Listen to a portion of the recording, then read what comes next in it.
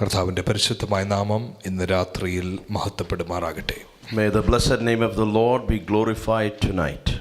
നിങ്ങളോടൊപ്പം ഈ ദിവസങ്ങളിലായിരിക്കാൻ കർത്താവിൻ്റെ വചനം സംസാരിക്കുവാൻ കർത്താവ് എനിക്ക് തരുന്ന ഈ അനുഗ്രഹീത നിമിഷങ്ങളെ ഓർത്ത് ഞാൻ ദൈവത്തിൻ്റെ മഹത്വം കരയേറ്റുന്നു. I thank and praise God for these precious moments which God is enabling me to be with you all sharing from God's word. MCA ചർച്ചിൻ്റെ പ്രവർത്തനങ്ങളെ ഓർത്ത് ഞാൻ കർത്താവിനെ മഹത്വപ്പെടുത്തുന്നു. ഇന്ന് രാവിലെ ഔട്ട്റീച്ചും കഴിഞ്ഞ ദിവസങ്ങളിൽ യൂത്ത്സിൻ്റെയും അങ്ങനെ പല രീതിയിൽ സഭയുടെ പ്രവർത്തനങ്ങൾ കണ്ട് ദൈവത്തെ സ്തുതിപ്പാൻ ഈ ദിവസങ്ങൾ എനിക്ക് കഴിയുന്നു. I thank God for the work which is going on through this church, both MPA and MCA.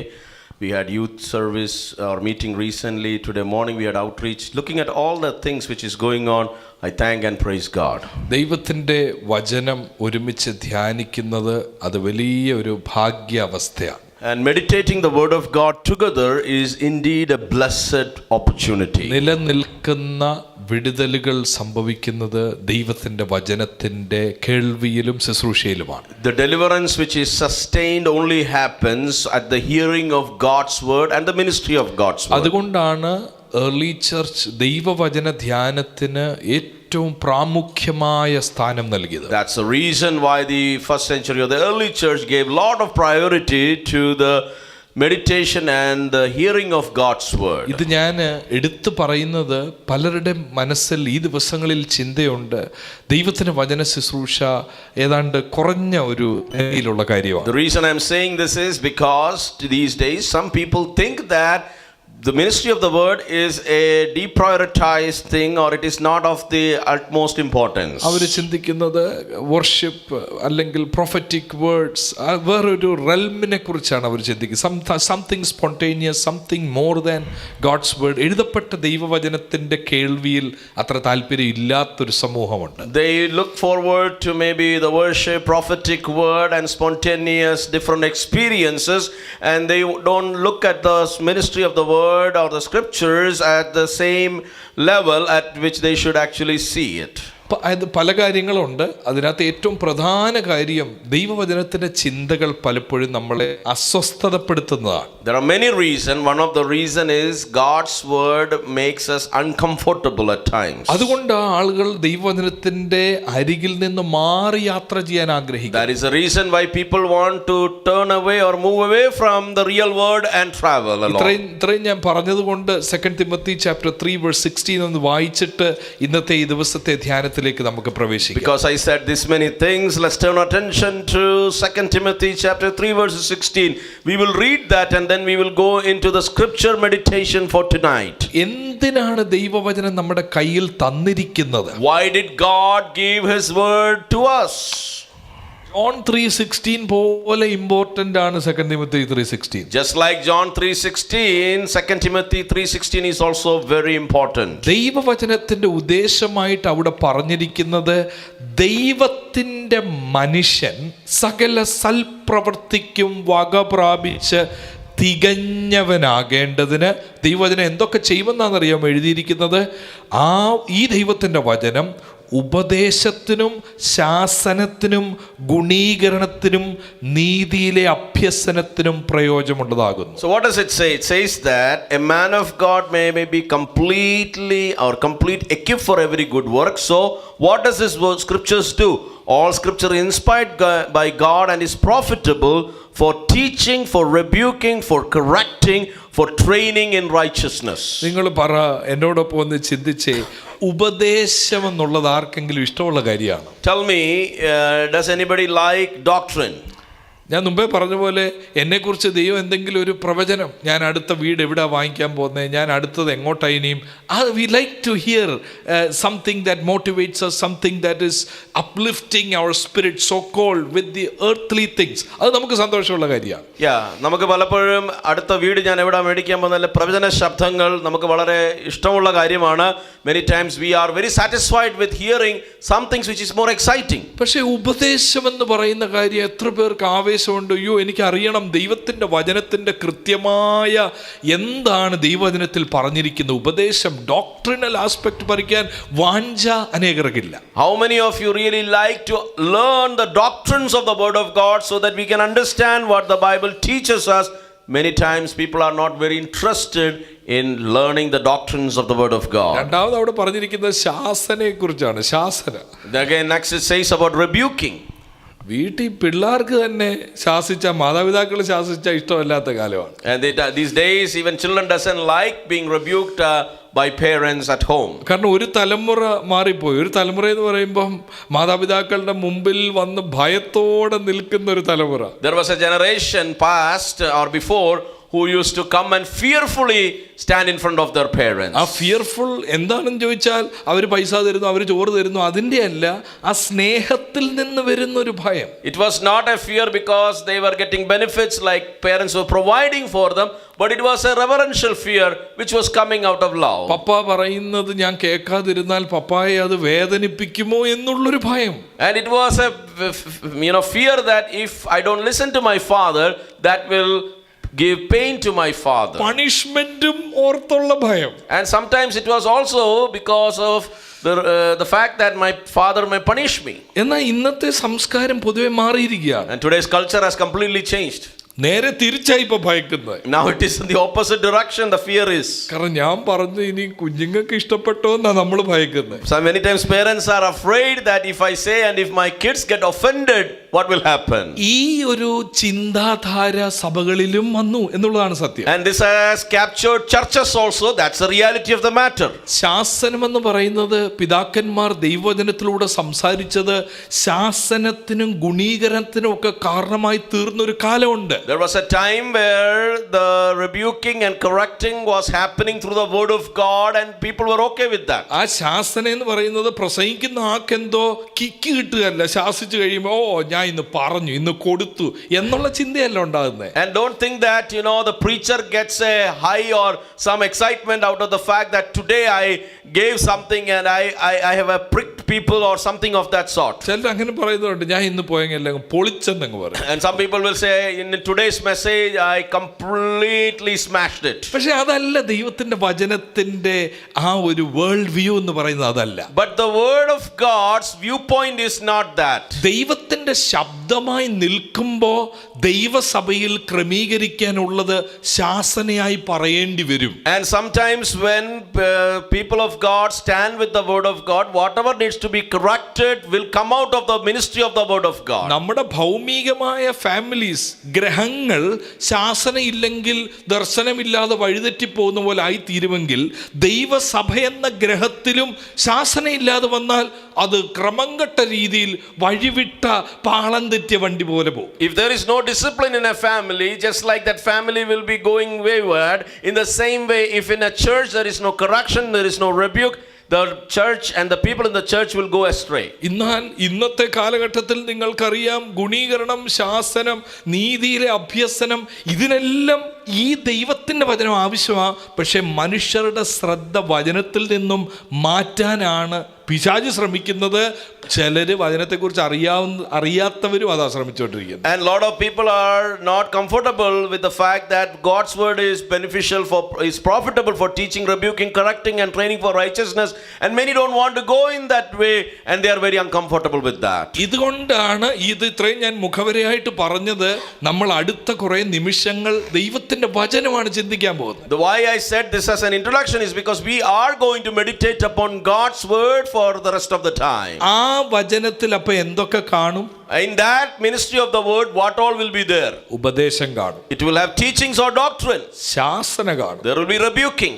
ഗുണീകരണത്തിനുള്ള കാര്യം കാണും. There will be correction happening. നീതിയിലെ അഭ്യസനത്തിനുള്ള ദൈവത്തിന്റെ വചനത്തിൽ There will be training in righteousness happening through the scriptures. ഒന്ന് കൈ ഉയർത്തി സ്തോത്രം ചെയ്യാമോ? Can you lift up your hands and thank God for his word? ദൈവസഭയിൽ ദൈവവചനത്തിന് മുമ്പിൽ ദൈവം നമ്മളെ കൊണ്ടുവന്ന് ഇരുത്തിയല്ലോ, അതോർത്ത് ദൈവത്തിന് സ്തോത്രം. In church, in front of the word of God, God has brought us and made us to sit here. Let's thank God for that. ഇന്നലെ നമ്മൾ അതിപ്രധാനമായ ഒരു കാര്യമാണ് ഗലാത്യലേഖനം 4-ാം അധ്യായം 15-ാം വാക്യത്തിൽ നിന്നും ചിന്തിച്ചു. Yesterday we meditated a very important aspect from Galatians chapter 4 verses 15. അവിടെ ഇങ്ങനെയാ പറയുന്നത്, നിങ്ങളുടെ ഭാഗ്യപ്രശംസ എവിടെ?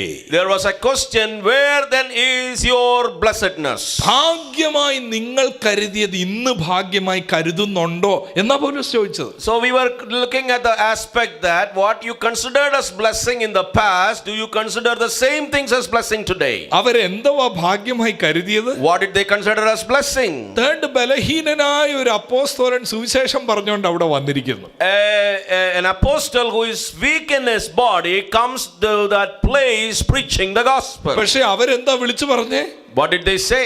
വിശ്വാസികൾ എന്താ വിളിച്ചു പറഞ്ഞേ? What did the believers say? അയ്യോ എന്ത് ബലഹീനായ മനുഷ്യൻ എന്നാണോ വിളിച്ചു Did പറഞ്ഞത്? they say, oh, such a fragile, weak man? അയ്യോ കണ്ടിട്ട് തന്നെ മുഖത്ത് നോക്കാൻ തോന്നുന്നില്ല പാസ്റ്റർ, ഒന്ന് മാറി നിൽക്കണേ എന്നാണോ അവര് Did പറഞ്ഞത്? they say that, Pastor, we don't feel like looking at your face, can you move away? ഈ ബലഹീനനായ അപ്പോസ്തലനായ പൗലോസിനെ കണ്ടപ്പോൾ വിശ്വാസികൾ പറഞ്ഞത്, അയ്യോ ഇത് ഞങ്ങളുടെ ഭാഗ്യമാണ് ഈ മനുഷ്യൻ ഞങ്ങളുടെ ഇടയിൽ വന്നത്. When Apostle Paul went there, they said, it is our great privilege that he came here. കാരണം ആ വ്യക്തിയുടെ ഗ്ലാമറിലല്ല എന്തോ ഇരുന്നത്. And it was not in the personality of that individual person that mattered. ആ പൗലോസിന്റെ സാമ്പത്തിക സ്ഥിതി കണ്ടുകൊണ്ടല്ല പാസ്റ്ററെ ഭാഗ്യമാകട്ടോ പാസ്റ്റർ ഞങ്ങളുടെ വീട്ടിൽ, അതല്ല. It is not based on the financial status of Paul. They said, Pastor, please come to our house. ഈ ബലഹീനനായ പൗലോസിന്റെ അധരങ്ങളിലൂടെ നിത്യമായ സുവിശേഷം കേട്ടത് കൊണ്ട് അവര് പറഞ്ഞത്, ഇത് ഞങ്ങളുടെ ഭാഗ്യമാണ്, ഈ ബലഹീന മനുഷ്യനിലൂടെ മാറ്റമില്ലാത്ത സുവിശേഷം ഞങ്ങൾ കേട്ടു. Eternal gospel which came to the mouth of Apostle Paul, after they heard this, they said, it is blessed, and we are blessed to hear the words of God. Galatia സഭയിൽ ഉള്ളവർ ഒരു വശത്ത് ഒരു നേരത്തെ ചിന്തിച്ചത് ബാഹ്യമായതൊന്നുമല്ല, ഭൗമികമായതൊന്നുമല്ല, സുവിശേഷം കേൾപ്പാനും വിശ്വസിക്കാനും ഒത്തതിലുള്ള അനുഗ്രഹത്തെ കുറിച്ചാണ് അവർ പറഞ്ഞുകൊണ്ടിരുന്നത്. Those people were not mentioning about any worldly blessing or anything of that sort, but they were talking about the blessedness to hear the gospel, know the word of God, and they were appreciative and they counted that as blessing. എന്നാൽ കുറച്ചാൾ കഴിഞ്ഞപ്പോൾ അവരുടെ ഭാഗ്യങ്ങളൊക്കെ മാറി. After some time their blessedness changed. ഇപ്പൊ ബലത്തെ കുറിച്ചാണ് അവർ പുകഴാൻ തുടങ്ങി. Now they are boasting about their own strength. എന്നാൽ ഇന്നത്തെ ദിവസം ഒരു പ്രാവശ്യം കൂടെ ഞാൻ ഓർപ്പിക്കട്ടെ, ഇവിടെ വന്നിരിക്കുന്ന നമുക്ക് ദൈവസന്നിധിയിൽ പുകഴുവാനുള്ളത് ലോകത്തിലെ അക്കംപ്ലിഷ്മെന്റ്സ് ഒന്നുമല്ല, ആ ക്രൂശിനെ ഓർത്താണ് നമ്മൾ പ്രശംസിക്കേണ്ടത്. But today as we are in the presence of the Lord, let's boast about the cross of Christ and no other accomplishments of this world. നമുക്ക് പ്രശംസിക്കാനുള്ളത് നമ്മുടെ വിദ്യാഭ്യാസം നോക്കാതെ, നമ്മുടെ കുടുംബശ്രേഷ്ഠത നോക്കാതെ, നമ്മുടെ മേൽ പകർന്നിരിക്കുന്ന പരിശുദ്ധാത്മ ശക്തിയെ ഓർക്കുമ്പോഴാണ്, അതാണ് നമുക്ക് ലഭിക്കാവുന്ന ഏറ്റവും വലിയ It is ഭാഗ്യം. not our family background or our financial status, but it is the fact that God has given us the Holy Spirit. That's a matter to be thinking about us as we are blessed. നരകത്തിൽ പോകാൻ വിധിക്കപ്പെട്ടവർ വിശ്വാസത്താൽ നീതീകരിക്കപ്പെട്ടതാണ് നമുക്ക് ലഭിക്കാവുന്നതിൽ ഏറ്റവും വലിയ ഭാഗ്യം എന്ന് പറയുന്നത്. We are justified and we are made righteous. That is blessed. ഇതിൽ സന്തോഷമുള്ളവർ ഒന്നുകൂടെ ഒന്ന് കൈയുയർത്തി If സ്തോത്രം you are ചെയ്യാമോ? glad about it, can you lift up your hands and praise God? ഇന്നത്തെ ദിവസം ദൈവവചനത്തിന്റെ ചിന്തയ്ക്കായി 4-ാം അധ്യായം തന്നെ അതിന്റെ 12-ാമത്തെ വാക്യമാണ് നമ്മൾ ഒരുമിച്ച് For today's ചിന്തിക്കാൻ. meditation, we are going to stick to Galatians chapter 4 and we are going to look at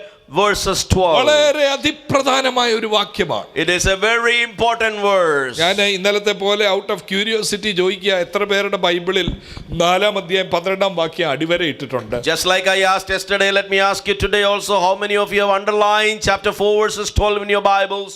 Again, the same person, yesterday same person, we have one person in the whole house. There is one person like yesterday.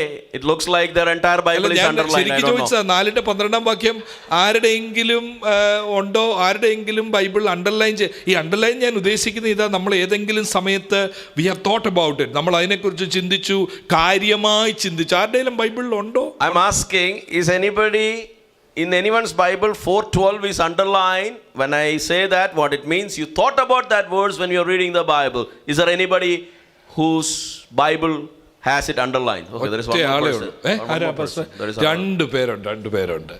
അപ്പൊ അതൊന്ന് നോക്കി, അപ്പൊ നമ്മൾ അധികം ശ്രദ്ധിക്കാത്തൊരു വാക്യമാണെന്നാണ് അത് കാണിക്കുന്നത് അല്ലേ? What does it show? That this is a verse we normally don't pay a lot of attention. നോക്കാം നമുക്ക്. ഈ വാക്യത്തിൽ ഇങ്ങനെയാ പറയുന്നത്, സഹോദരന്മാരെ, ഞാൻ നിങ്ങളെ പോലെ ആകിയാൽ നിങ്ങളും എന്നെ പോലെ ആകുവാൻ ഞാൻ നിങ്ങളോട് അപേക്ഷിക്കുന്നു. I beg you, brothers and sisters, become like me, for I also became like you. എന്തുവാണ് ഇവിടെ ഈ പൗലോസ് പറയുന്നത്? What is Apostle Paul saying here? പ്രധാനപ്പെട്ട ഒരു ചിന്തയാണ് പൗലോസ് മുമ്പോട്ട് പറയുന്നത്. Apostle Paul is bringing a great thought here in this verse. ഇത് മനസ്സിലാക്കണമെങ്കിൽ ചില വാക്യങ്ങളുടെ സഹായം നമുക്ക് ആവശ്യമാണ്. In order to understand this verse, we have to refer to some other Bible verses. സുവിശേഷം എന്ന് പറയുന്നത് പലർക്കും അത് കേവലം വിശ്വസിക്കാനും പാടാനും ഡാൻസ് ചെയ്യാനും മാത്രമുള്ളതാണ്. For many people, gospel is just to hear, believe and to dance over that. ഞാൻ ബിലീവ് പറഞ്ഞില്ലായിരുന്നു. I did not believe. I did not say, pastor did not say believe. ഞാൻ പറഞ്ഞത് ചിലർക്ക് സുവിശേഷം എന്നുള്ളത് അത് കേൾക്കാനും അത് പാടാനും അത് നൃത്തം ചെയ്യാനുള്ളതാണ്. സുവിശേഷം എന്ന് പറഞ്ഞ് ഞാൻ വിശ്വസിച്ചു, അങ്ങനെ പറഞ്ഞു അല്ലെ കേട്ടു. Yeah, so it is about hearing. ഞാൻ പറഞ്ഞു കാണും ചിലപ്പോൾ വിശ്വസിക്കുക എന്നുള്ളത്. കേൾക്കുക, വിശ്വസിക്കുക. Hearing, then what? Hearing, dancing, singing. Singing. ഈ സുവിശേഷം എന്നുള്ളത് അതിനപ്പുറമായി നമ്മൾ ചിന്തിക്കാറില്ല. Many times we don't go beyond these three things, like listening, hearing and singing, or dancing and singing. അതൊരു പ്രൈവറ്റ് അഫെയറാ പലർക്കും. Because gospel is a private matter for many. My faith is private. ഞാൻ സുവിശേഷം വിശ്വസിച്ചു, ഞാൻ ഓർത്ത് പാടുന്നു, ദൈവത്തിന് സ്തോത്രം ചെയ്യുന്നു, ഞാൻ നിത്യതയിൽ പോകും. It's me and God. And അത് ദൈവവും ഞാനുമായിട്ടുള്ള ബന്ധമാണ്. I have heard the gospel and it is a private matter for me, nobody, for no one else. ഇത് ഞാൻ കേൾക്കുന്നു, വിശ്വസിക്കുന്നു, പാടുന്നു, നൃത്തം ചെയ്യുന്നു, അതിനപ്പുറമായി എന്തോ സുവിശേഷം ഇനി ചെയ്യേണ്ടത് എന്നിൽ. I hear, Believe. I believe and I sing, I dance. അതിനപ്പുറമായി സുവിശേഷം എന്തോ നമ്മൾ ചെയ്യണ്ടേ? What is gospel beyond that? പൗലോസിനെ സംബന്ധിച്ച് ഇത് കേൾക്കാനും വിശ്വസിക്കാനും പാടാനും നൃത്തം ചെയ്യാനും അതിനപ്പുറമായിട്ടൊരു കാര്യമുണ്ട്. For Apostle Paul, there was something beyond just listening, hearing, believing, singing and dancing. അതൊരു യുദ്ധമായിരുന്നു തനിക്ക്. For him, it was a battle. സുവിശേഷം എന്ന് പറയുന്നത് എന്തോ ഒരു പോരാട്ടത്തിന്റെ ഭാഗമാണ്. And gospel was part of a battle or a war.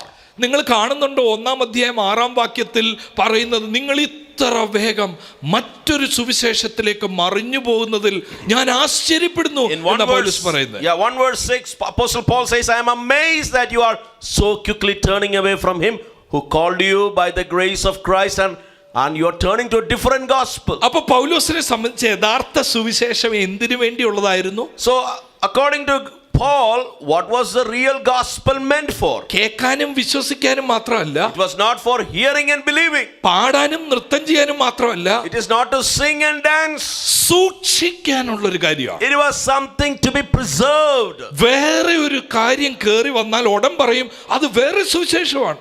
And if something else emerges, he will say it is a different gospel. അതൊരു പോരാട്ടമായിരുന്നു. That is a battle for him. അതുകൊണ്ടാണ് 2 തിമോത്തിയിൽ പൗലോസ് പറയുന്നത്, I M entrusting this treasure എന്ന തിമോത്തിയോട് പറയുന്നത്, ഈ സുവിശേഷം ഞാൻ നിന്റെ കയ്യിലോട്ട് തരിക, ഇത് സൂക്ഷിച്ചോണം, ഇത് വിശ്വസ്ത ആളുകൾക്ക് നീ പരിപാലിപ്പിക്കണം എന്ന് 2-ാം അധ്യായം 2-ാം വാക്യത്തിൽ പറയുന്നു. When giving it to Timothy, Apostle Paul says, this is a treasure, I am giving it to you. Basically saying you have to preserve it. ഇന്നത്തെ ഈ രാത്രിയിലത്തെ ചിന്തയിൽ എനിക്ക് നിങ്ങളോട് പറയാനുള്ളത്, the truth of the gospel നമ്മളിൽ എന്ത് മാറ്റം വരുത്തി എന്നുള്ളതാണ്. And tonight the question I have is that the truth of സുവിശേഷ സത്യങ്ങൾ, what change it brought into our life. 2 പ്രാവശ്യം ഞാൻ ഈ പറഞ്ഞ വാക്ക് പൗലോസ് ഈ ലേഖനത്തിൽ ഉപയോഗിക്കുന്നു. The word I have said, Paul uses 2 times in this gospel or in this epistle. 2-ാം വാക്യത്തിലും 2-ാം വാക്യത്തിലും 2 verse 5 and 2 verse 14. നിങ്ങൾ നോക്കിയേ, സുവിശേഷത്തിന്റെ സത്യം എന്ന് അവിടെ എഴുതിയിട്ടുണ്ടോ നോക്കിയേ. See if it is saying that the truth of the gospel. 2-ാം വാക്യം സുവിശേഷത്തിന്റെ സത്യം സത്യം നിങ്ങളോട് കൂടെ നിലനിൽക്കേണ്ടതിന്. And in 2:5 it says, so that the truth of the gospel would be preserved for you. ഓ, അതെന്തൊരു വാക്കാതല്ലേ. അല്ലേ, ഇത് ഞാൻ സൂക്ഷിച്ചില്ല എങ്കിൽ ഇത് നിങ്ങളുടെ കയ്യിൽ നിന്ന് പോവും. If you do not preserve it, it will go away from you. നമ്മൾ ചിന്തിച്ചിട്ടുണ്ടോ സുവിശേഷം എന്നുള്ളത് പ്രിസർവ് ചെയ്യേണ്ട ഒരു കാര്യമാണ്? Have you thought about the fact that gospel must be preserved? ഈ ഗോസ്പലിന് വേണ്ടി പോരാടി പ്രിസർവ് ചെയ്യുന്നില്ല എങ്കിൽ നമ്മൾ നോക്കിക്കൊണ്ടിരിക്കുമ്പോൾ തന്നെ വേറൊരു സുവിശേഷമായി ഇത് മാറും. If you don't fight and preserve it, as you are looking, it will turn into a different gospel. പൗലോസ് ലേഖനങ്ങൾ എഴുതുന്നതും ഇതിനെ സൂക്ഷിക്കാനാണ്. And Paul writes this epistle so that you can preserve it.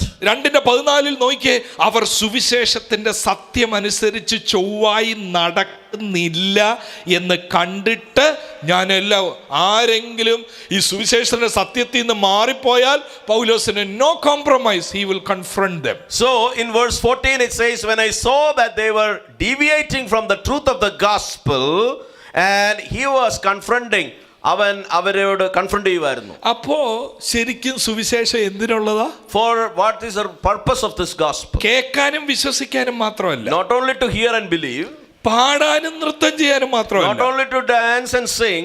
ഇത് നമ്മൾ സൂക്ഷിക്കേണ്ടതുണ്ട്.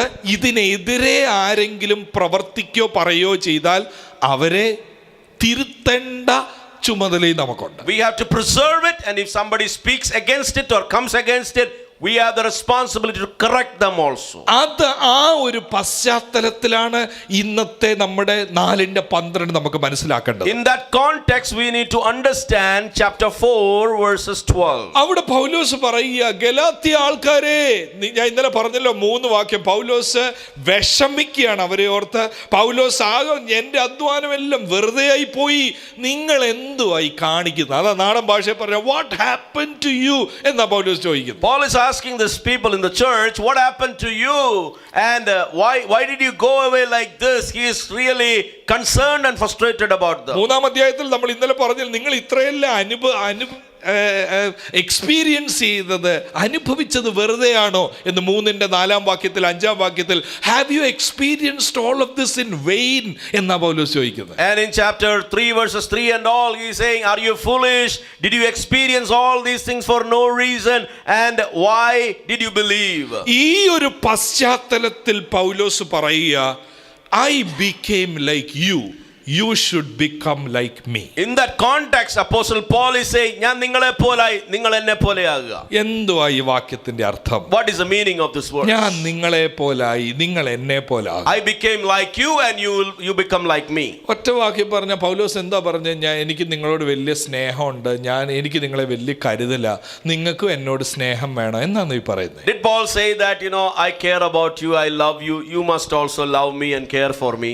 നിങ്ങൾ അതിന്റെ മുമ്പിലത്തെ താഴോട്ടുള്ള വാക്യങ്ങളൊക്കെ നോക്കിയാൽ ചിലപ്പോൾ അങ്ങനെ ഒന്ന് ചിന്തിക്കാം.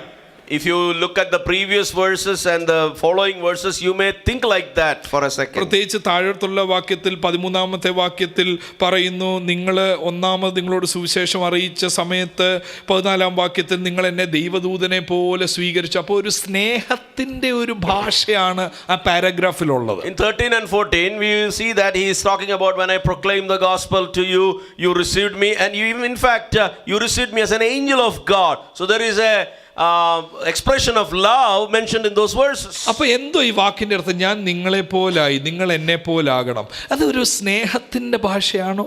Is it a language of love when Paul says, I became like you and you become like me? അത് നമ്മൾ ആരെയും ഇൻവൈറ്റ് ചെയ്യുന്ന പോലാണോ? ഞാൻ അന്ന് നിങ്ങളുടെ വീട്ടിൽ വന്നില്ലേ, നിങ്ങൾ എൻ്റെ വീട്ടിൽ വരണം കേട്ടോ എന്നാണോ ഈ പറയുന്നത്? Is it something like, okay, I came to your house to visit, now you must come to my house? Is it like that? അന്ന് കുഞ്ഞിന്റെ എൻഗേജ്മെന്റ് ഞാൻ ഇത്രയും പണം മുടക്കി ഇവെടുത്ത് വന്നു, നിങ്ങൾ തീർച്ചയായിട്ടും എൻ്റെ ഹൗസ് വാമിങ്ങിന് വന്നിരിക്കണം. ഒരു സ്നേഹത്തിന്റെ ഭാഷയാണോ അത്? Is it like, for your son's wedding, I took leave and I attended the wedding, so now for my housewarming you must come, it's an obligation because I came, you have to come. സ്നേഹത്തിന്റെ ഒരു ഭാഷ അവിടെ ഉണ്ട്, പക്ഷേ സ്നേഹബന്ധത്തെ കാട്ടി വലിയൊരു കാര്യം ഇവിടെ പറയുന്നത്. There is a language of love, but there is something mentioned which is beyond just an ordinary simple love. ഞാൻ നിങ്ങളെ പോലെ ആകയാൽ നിങ്ങൾ എന്നെ പോലെ ആകണം. Like I became like you, you have to become like me. എന്തോ ഇവിടെ പൗലോസ് പറയുന്നത്? What is he saying here? ഞാനൊരു യഹൂദനാ. പൗലോസ് പറയും ഞാനൊരു യഹൂദനാ. Paul says, I am a Jew. എനിക്കറിയാം എന്തുവാ യഹൂദൻ ചെയ്യേണ്ടതെന്ന്. I know what a Jew must do. പക്ഷെ ഞാൻ ആരെ പോലായി? But what did I become? ഞാനൊരു ജാതികനെ പോലായി. I have become like you, Gentiles. നോക്കിയ 4-ാം അധ്യായം 8-ാമത്തെ വാക്യത്തിൽ എന്തോ എഴുതിയിരിക്കുന്നു. ഇവരൊക്കെ ആരായിരുന്നു നേരത്തെ? For when you read chapter 4 verses 18, we see what were these people എന്നാൽ അന്ന് നിങ്ങൾ ദൈവത്തെ അറിയാതെ, before you Gentiles knew God, സ്വഭാവത്താൽ ദൈവങ്ങളല്ലാത്തവർക്ക് അടിമപ്പെട്ടിരുന്നു. അവരുടെ പൂർവ്വകാലം പറയുക, അവർ യഹൂദന്മാർ കുറച്ചു പേരേ ഉള്ളൂ, ജാതികളായിട്ടുള്ളവർ അന്യദേവന്മാരെ ആരാധിച്ചുകൊണ്ടിരുന്ന ആളുകളാണ് ഈ സഭയിലുള്ളത്. you were slaves to so-called gods that do not even exist. So these people who are in the church now used to worship false gods in the past. പൗലോസ് പറയുക, യഹൂദനായ ഞാൻ മറ്റുള്ളവർ നോക്കുമ്പോൾ ഞാനിപ്പോൾ ആരെ പോലായി? നിങ്ങളെ പോലായി. Paul says, Jewish person, I was a Jewish person, but now I became like a Gentile like you. ചിന്തിക്കാൻ ഒക്കുന്നുണ്ടോ എന്നോട് കൂടെ? Can you think about it? അയ്യോ പാസ്റ്റർ, എൻ്റെ വിടുതലിൻ്റെ കാര്യം അതെല്ലാം നമുക്ക് സംസാരിക്കാം. എല്ലാ വിടുതലും ഇതിനകത്തുണ്ട്. Pastor, what about my deliverance? We will talk about it. The deliverance is there in it. എൻ്റെ ശരീരത്തിൽ ഒരു രോഗത്തിൻ്റെ ഭാരം, നമുക്ക് അവസാനം അതിനുവേണ്ടി എല്ലാം പ്രാർത്ഥിക്കാം. കർത്താവ് രോഗികളെ സൗഖ്യമാക്കുന്ന ദൈവമാണ്. And Pastor, I am little sick in my body. What about that? Okay, we will pray about you later because Jesus heals people today also. പക്ഷേ ഈ കൺവെൻഷൻ ഇത് മനസ്സിലാക്കാതെ പോകരുത്. But in this convention, you must understand this. ദൈവത്തിന് ഈ സഭയോടും ഇവിടെ വന്നിരിക്കുന്നവരോടും പ്രത്യേകമായിട്ട് ഈ വാക്യത്തിൽ നിന്ന് സംസാരിക്കാനുണ്ട്. God has a plan, or he wants to speak to everyone who has come to this convention and to the church from this verse. പൗലോസ് ഇപ്പൊ ആരായി മാറിയെന്നറിയോ?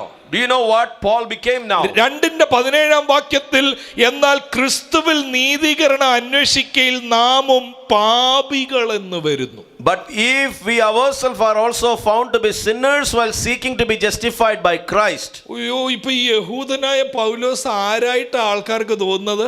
Now Paul appears to be like what to these people?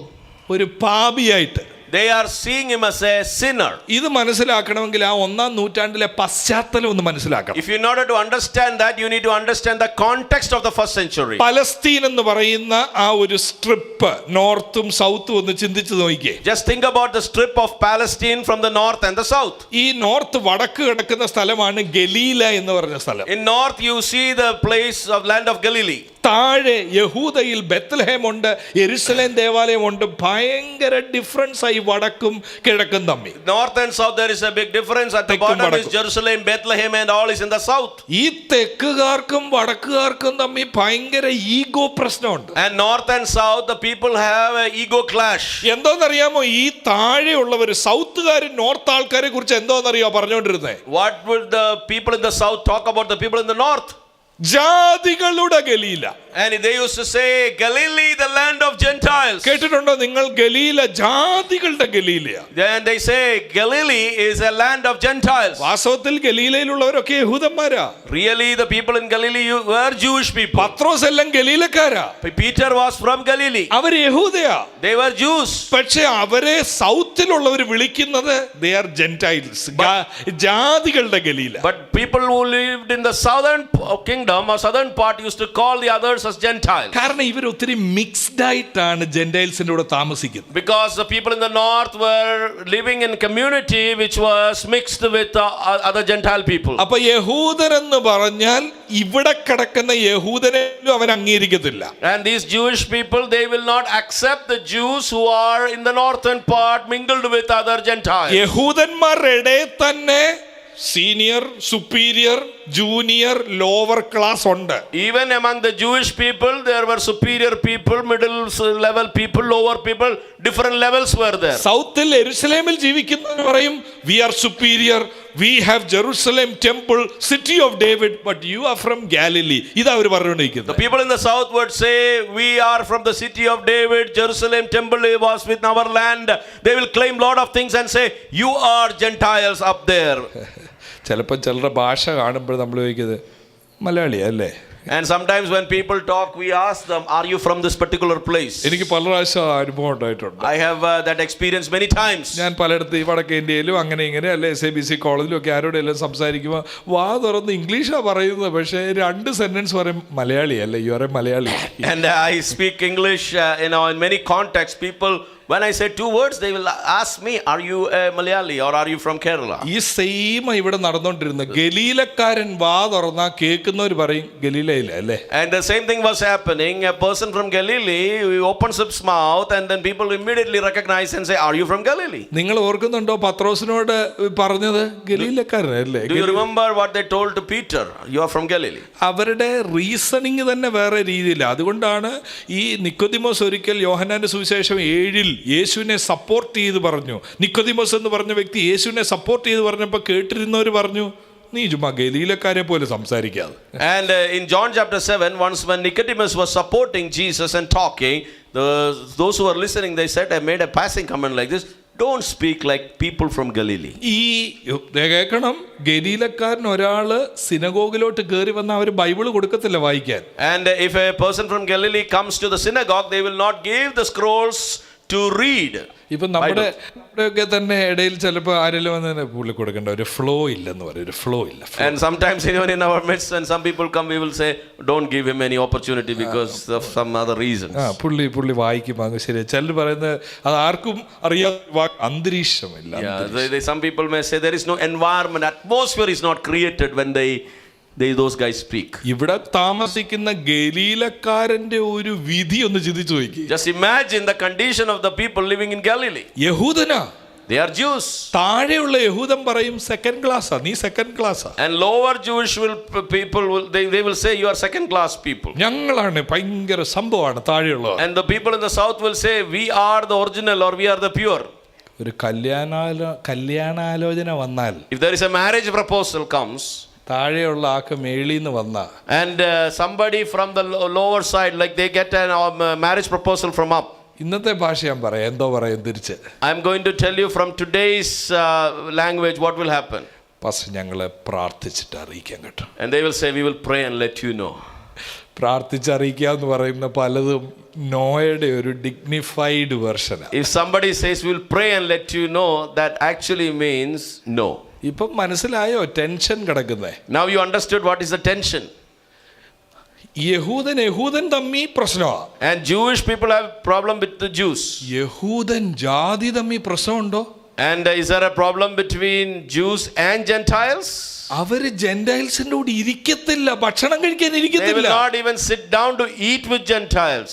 യഹൂദൻ ഇവിടുന്ന് മേളിലോട്ട് പോകുമ്പോൾ ശമരിയ എന്ന് പറയുന്ന ഒരു സ്ഥലത്തൂടെ പോവാതെ ഇങ്ങനെ വഴി മാറിപ്പോകുന്നത് യോഹന്നാന്റെ സുവിശേഷം 4 വായിച്ചിട്ടില്ലേ? The Gospel of John, we read about how people from south, when they have to go up to the north, they will escape or they will skip the land of Samaria. They will turn around and go. ഒരു യഹൂദന്റെ അകത്തൂന്ന് ഈ വിരക്തി എടുത്തു കളയാൻ ഒക്കത്തില്ല. You cannot take it out of a Jewish person, his pride and his attitude about these things. Blood മാറ്റി transplant blood മൊത്തം എടുത്ത് കളഞ്ഞാലും brain മാറ്റി വെച്ചാൽ ഇത് പിന്നെയും വരും. And even if you completely change the blood, or even if you remove the brain and put on a new brain, still those things will exist. അകത്തിങ്ങനെ കിടക്കുക. It is inside. ഞാൻ നിന്നെ പോലല്ല, ഞാൻ യഹൂദനാ. I am not like you, I am a Jew. ജാതിയെ യഹൂദന്മാർ അന്ന് വിളിച്ചൊരു common term ആണ് dogs. And Jewish people used to call Gentiles a common term which is called, they used to call dogs. മത്തായിയുടെ സുവിശേഷത്തിലൊക്കെ അതിനെക്കുറിച്ച് എഴുതിയിട്ടുണ്ട്. In Matthew's gospel it is clearly mentioned about it. അപ്പോൾ ഒരു easy ആയിട്ടുള്ള കാര്യമല്ല ഇത് കേട്ടോ. So it is not an easy thing. അവർ ഒരുമിച്ചിരുന്ന് ഭക്ഷണം കഴിക്കത്തില്ല. They will not eat together. ചുങ്കക്കാരും പാപികളിൽ നിന്ന് ടേം ചെയ്തിരിക്കുക. Tax collectors and sinners are the terminology given to them, and they are stamped like that. ഇനി നിങ്ങൾ പറ, സാധാരണ ഒരു യഹൂദനാണോ അപ്പോസ്തലനായ പൗലോസ്? Now you tell me, is Apostle Paul a normal Jew or a normal person? ഇന്നോരോ കാര്യങ്ങൾ സ്ഥാപിക്കാൻ നമ്മൾ എവിടുന്നല്ല എന്തൊക്കെ എടുത്തോണ്ട് വരുമെന്നുള്ളത് അവരവർക്കേ അറിയത്തുള്ളൂ. Today, in order to prove something, we bring lot of historical facts from many places. അല്ല, ഞാൻ പറഞ്ഞത് നമ്മളൊരു ബന്ധം കാണിക്കാൻ വേണ്ടി എൻ്റെ അപ്പാച്ചൻ്റെ ഉമ്പാപ്പൻ്റെ അപ്പൻ്റെ മാവേലിക്കര താമസിച്ചു, പിന്നെ വയനാട് വന്ന് നമ്മൾ ഇന്നാളെ പറഞ്ഞ 10 പേരെ ഒരു മുറിക്കകത്തോട്ട് ഇരുത്തിയാൽ മതി, ഒരു 1/2 മണിക്കൂർ കഴിയുമ്പോൾ എല്ലാവരും ബന്ധക്കാരാവും. And Now what happens is, in order to establish connections with the prominent people, we go into all the historical facts, and somebody recently said, put 10 people together in a room and after 30 minutes they all will be related to each other. പൗലോസ് പറയുന്ന ആളൊരു സാധാരണയാളാണോ? Is the person talking here, like Paul mentions, is he an ordinary person? 1:14 വാക്യം ഒന്ന് വായിച്ചു നോക്കിക്കേ. If you read chapter 1 verses 14, ഇങ്ങനെയാ പറയുന്നത്, എൻ്റെ പിതൃപാരമ്പര്യത്തെക്കുറിച്ച് അത്യന്തം എരിവേറി നടന്നയാളാ ഞാൻ. he says, I advanced in Judaism beyond my contemporaries among my people because I was extremely zealous for the traditions of my ancestors. എൻ്റെ സ്വജനത്തിൽ സമപ്രായക്കാരായ പലരെക്കാളും യഹൂദ മതത്തിൽ അധികം ഞാൻ മുതിരുകയായിരുന്നു. Yeah, he was advanced in Judaism beyond many of his contemporary people. ഭയങ്കര ആളാണ് അപ്പോസ്തലനായ പൗലോസ്. He is a great man in that sense. താഴെ മേളിലും തമ്മിൽ ഇത്രയും പ്രശ്നമാണ്.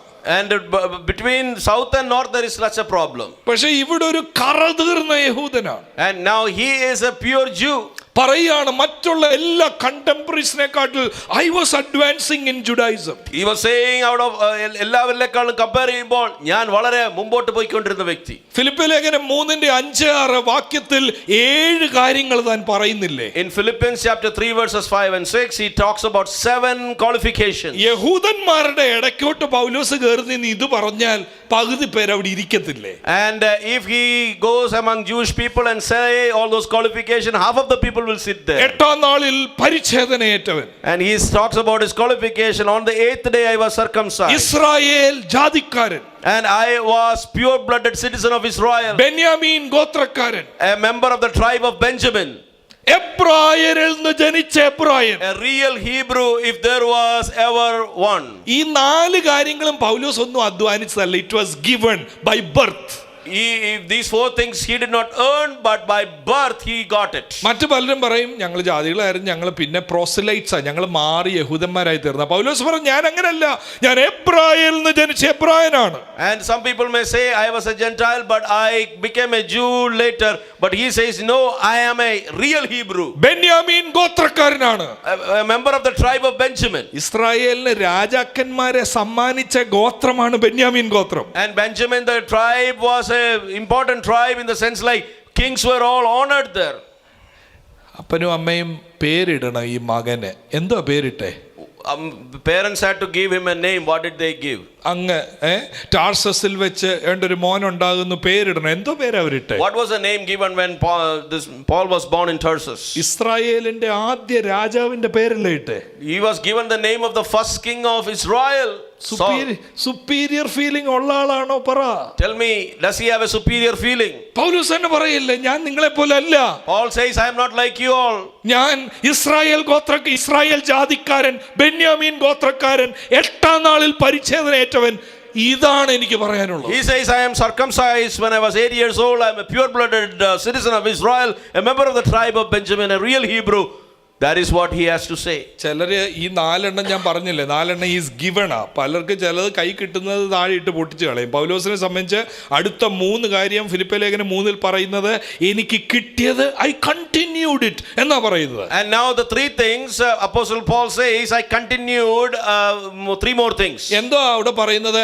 ന്യായപ്രമാണം സംബന്ധിച്ച് ഞാൻ 8-ാം നാളിൽ പരിച്ഛേദനയേറ്റവൻ മാത്രമല്ല, ഞാൻ ബെന്യാമീൻ ഗോത്രക്കാരൻ മാത്രമല്ല, ഇസ്രായേലിന്റെ ആദ്യ രാജാവിന്റെ പേരുണ്ടെന്ന് മാത്രമല്ല, ന്യായപ്രമാണം സംബന്ധിച്ച് ഞാൻ പരീശനാണെന്നാ പറയുന്നത്. And what he says is it's not only that I was circumcised on the 8th day, I got the name of Saul, the first king of Israel. I am a pure blooded citizen of Israel, member of the tribe of Benjamin, a pure Hebrew. Apart from all those things, he says I am a member of the Pharisees who demanded strictest obedience to the Jewish law. ചതഞ്ഞെന്നുള്ള ആളാണോ പൗലോസ്? Is he a man who was lazy in following God? അവിടെ പറഞ്ഞിരിക്കുന്ന അടുത്ത വാക്ക് നിങ്ങൾ ശ്രദ്ധിച്ചോ? ശുഷ്കാന്തി സംബന്ധിച്ച് സഭയെ ഉപദ്രവിച്ചവനാ ഞാൻ. I was so zealous that I harshly persecuted the എന്നിട്ട് church. പറയാ ന്യായപ്രമാണത്തിലെ നീതി സംബന്ധിച്ച് ഞാൻ അനന്യനാ, ബ്ലെയിംലെസ് ആണ്. And he says, as for righteousness, I obeyed the law without any fault. ഇത് സാധാരണ ഒരു മനുഷ്യനെ കുറിച്ചല്ല നമ്മൾ ഇവിടെ വായിച്ചുകൊണ്ടിരിക്കുന്നത്. It is not about an ordinary person that we are reading here. ഇത് ഗലീലയും സൗത്തും തമ്മിലുള്ള യുദ്ധമല്ല നമ്മൾ ഇവിടെ വായിച്ചുകൊണ്ടിരിക്കുന്നത്. We are not talking about a battle between Galilee and the south. ഇത് എല്ലാരെക്കാട്ടി മുമ്പിൽ നിന്ന ഒരു യഹൂദന്റെ പ്രൈഡാണ് ഇപ്പൊ വായിച്ചുകൊണ്ടിരിക്കുന്നത്. And what we are reading is the pride of an individual who excelled or who was above a lot of things. എന്റെ പേര് ശൗൽ എന്നാണ്. My name is Saul. ഞാൻ Benjamin ട്രൈബിൽ നിന്നാണ് വരുന്നത്. I come from the tribe of Benjamin. ന്യായപ്രമാണം സംബന്ധിച്ച് അനന്യനാ ഞാൻ. And in regard to the law, I have obeyed everything. ആരെങ്കിലും ന്യായപ്രമാണത്തെ ലംഘിച്ച ഞാൻ അവരെ കൊല്ലാനും തയ്യാറാകും. അത്ര ശുഷ്കാന്തിയുള്ള ആളാണ്. I harshly persecuted if anybody was disobedient to the law. I was so zealous. അതുകൊണ്ടാണ് ഗലാത്യ ലേഖനം 1:14 പറയുന്നത്, I was advancing in Judaism more than all my contemporaries. എല്ലാരെ കാട്ടി മതത്തിന്റെ പേരിൽ ഞാനായിരുന്നു മുമ്പിൽ. That's why he says in Galatians, I was above all my contemporaries in pursuit of my religious beliefs. പക്ഷെ 4:12 നമ്മുടെ കുറിവാക്യത്തിൽ എന്താ പറയുന്നത്? But in chapter 4 verses 12, in our key verse, we read in the beginning, what is he saying? ഞാൻ നിങ്ങളെ പോലെ ആകിയാൽ നിങ്ങൾ എന്നെ പോലെ ആകണം. I also became like you and you also become like me. ഇതെങ്ങനെ ഈ മനുഷ്യൻ ജാതികളെ പോലായി? How and why did he become like Gentiles? ഇത്രയും പേര് തനിക്ക് പറയാനുണ്ടായിരുന്ന എല്ലാം ഒരു നിമിഷം കൊണ്ട് കളഞ്ഞു താൻ. And did he destroy every title, every claim he had in a moment? ഇതെല്ലാം നശിപ്പിച്ച് ഇപ്പൊ ജാതികളെ പോലായെന്നോ? And after destroying all these things, did he become like a Gentile? എന്താ പ്രിയ ദൈവമക്കളെ സുവിശേഷം? What is gospel really? സുവിശേഷം എന്നുള്ളത് കേവലം കേൾക്കാനുള്ളതല്ല. Gospel is not just to hear. ഞാൻ വിശ്വസിച്ചു എന്ന് പറഞ്ഞു പോകാനുള്ളതല്ല. It's not that I heard the gospel and അതിനെ കുറിച്ച് പാടി പോകാനുള്ളതല്ല. It's not just to sing about the gospel. അത് ഡാൻസ് ചെയ്യാൻ മാത്രമുള്ളതല്ല. It's not to just dance. സുവിശേഷം എന്റെ prejudices-നെ തകർക്കുന്നതാണ് സുവിശേഷം. Gospel destroys my prejudices. എന്റെ മനസ്സിലുള്ള superior feeling-നെ ഇടിച്ചു മാറ്റുന്നതാണ് സുവിശേഷം. Gospel destroys my superiority complexes. എന്റെ മനസ്സിലുള്ള ഉന്നത ഭാവത്തെ ഇടിച്ച് തകർക്കുന്നതാണ് സുവിശേഷത്തിന്റെ ശക്തി. It destroys the feelings of me being something super special. ഞാൻ വലിയ ആളാന്ന് പറഞ്ഞ ആളിപ്പോ പറയുക ഞാൻ നിങ്ങളെ പോലെയായി. അതിന്റെ കാരണം വേറെ ഒന്നുമല്ല, ഏതെങ്കിലും ബുക്ക് വായിച്ചതല്ല. അതിന്റെ കാരണം ഈ ദമസ്കോസിൽ വെച്ച് സൂര്യനെ വെല്ലുന്ന ഒരു തേജസ് എന്റെ മേൽ അടിച്ചു.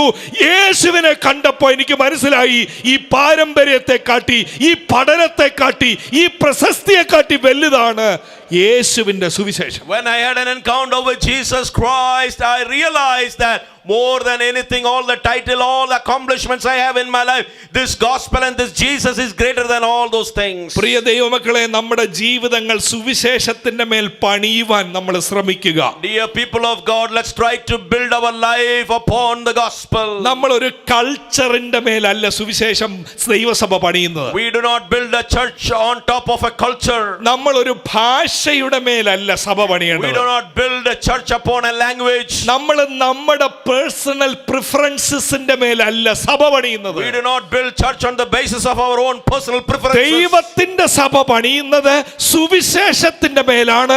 അവിടെ പ്രിഫറൻസസ് എല്ലാം താഴെ പോയി, പേഴ്സണൽ അജണ്ട താഴെ പോയി. അവിടെ ഒന്നേ മുന്തിരിപ്പുള്ളൂ, അത് യേശുവാണ്. യേശുവിനെ കുറിച്ചുള്ള വെളിപ്പാടാണ്. And only on the basis of the gospel that the church is built. There is only one thing existing, that is about Christ and the gospel of Christ. ഇത് എന്താ ഇതിന്റെയൊക്കെ കാരണം? What is the reason for all of these things? ഇതെങ്ങനെ ഈ മനുഷ്യൻ, ഈ യഹൂദൻ, കറതീർന്ന പരീശൻ പറയാ ഞാൻ നിങ്ങളെ പോലായി, ഞാനൊരു പാപിയെ പോലെ ജാതിയെ പോലെ ആയെന്ന് പറയാ. And he says, I became like you, I became like a sinner, I became a Gentile. Why is he saying that? അതാ ഞാൻ 2:17 വാക്യം നിങ്ങളെ വായിപ്പിച്ച് കാണിച്ചത്. അത് ശരിക്കും മനസ്സിലാക്കണം. ആൾക്കാർ പൗലോസിനെ നോക്കി പറഞ്ഞത് 2:17 ക്രിസ്തുവിൽ നീതീകരണം അന്വേഷിക്കയിൽ നാമും പാപികൾ എന്ന് വരുന്നു. പാപികൾ എന്ന് പറയുന്നത് ജാതികനെ വിളിക്കുന്ന പേരാ. ജെന്റൈൽ സിന്നേഴ്സ് എന്നാ പറയുന്നത്. പൗലോസ് പറയാം, എന്നെ ഇപ്പൊ ആൾക്കാർ നോക്കുമ്പോൾ ഞാൻ പാപിയായി മാറി, ഞാൻ നിങ്ങളെപ്പോലെ ആയി, നിങ്ങളെപ്പോലെ പാപിയെ പോലെ ഇപ്പൊ ഞാനായി. 2:17 says, I have become like sinners. People identify me as sinners. In a way, what he's saying is, I have become like you, and people are now identifying me as a sinner. കാരണം നീതീകരണത്തിന് വേണ്ടി താൻ ഇപ്പോ ഒന്നും വെക്കുന്നില്ല, വേറെ ഒന്നും. And in order to be justified by Christ, he is not keeping anything in front of him. തന്റെ കൂടെയുള്ള യഹൂദന്മാര് പറയുന്നത് നീതീകരിക്കപ്പെടാൻ പരിച്ഛേദന വേണമെന്നാ പറയുന്നത്. The Jewish people with him are saying that you need to be circumcised to be justified. അവര് പറയുന്നത് special days ഒക്കെ ആചരിക്കണം. They say you have to observe special days. നോക്കിയേ, അങ്ങനെയാണോ ഇവിടെ പറയുന്നത്? നോക്കിയേ, 4-ാമത്തെ അധ്യായം അതിന്റെ 10-ാമത്തെ വാക്യം എന്തോ എഴുതിയിരിക്കുന്നത്. In chapter 4 verse 10, what does it say there? നിങ്ങൾ ദിവസങ്ങളും മാസങ്ങളും കാലങ്ങളും ആണ്ടുകളും പ്രമാണിക്കുന്നു. You are observing special days, months, seasons and years. ചെല്ല് പറയുന്നത് 4:10 വെച്ച് പറയുന്നത് there is no birthday celebration allowed. And some people read this verse and say birthday celebrations are not allowed. ഈ 4:10 വാക്യം ബർത്ത്ഡേയെ കുറിച്ചല്ല പറയുന്നത്. 4:10 doesn't talk about birthdays. ഇവിടെ പറയുന്നത് യഹൂദന്മാരുടെ കലണ്ടറിനെ കുറിച്ചാണ് പറയുന്നത്. It is talking about the Jewish calendar. ഇപ്പൊ ജാതികൾ എന്തോ നോക്കുവാന്നറിയോ? Now what is Gentiles looking at? യഹൂദന്റെ ഒരു കലണ്ടറിന്റെ കോപ്പി കിട്ടുമോ സാറേ? And can I get a copy of the Jewish calendar? പൗലോസ് പറയാ, എന്തോ ഏത് വഴിക്കോട്ടായി പോകുന്നേ? Paul is asking, where are you going now? ഇനി പെസഹ അടുത്ത് എന്നാ മാർച്ചിനാോ, അത് കഴിഞ്ഞ് കൂടാരപ്പെരുന്നാൾ സെപ്റ്റംബറിൽ.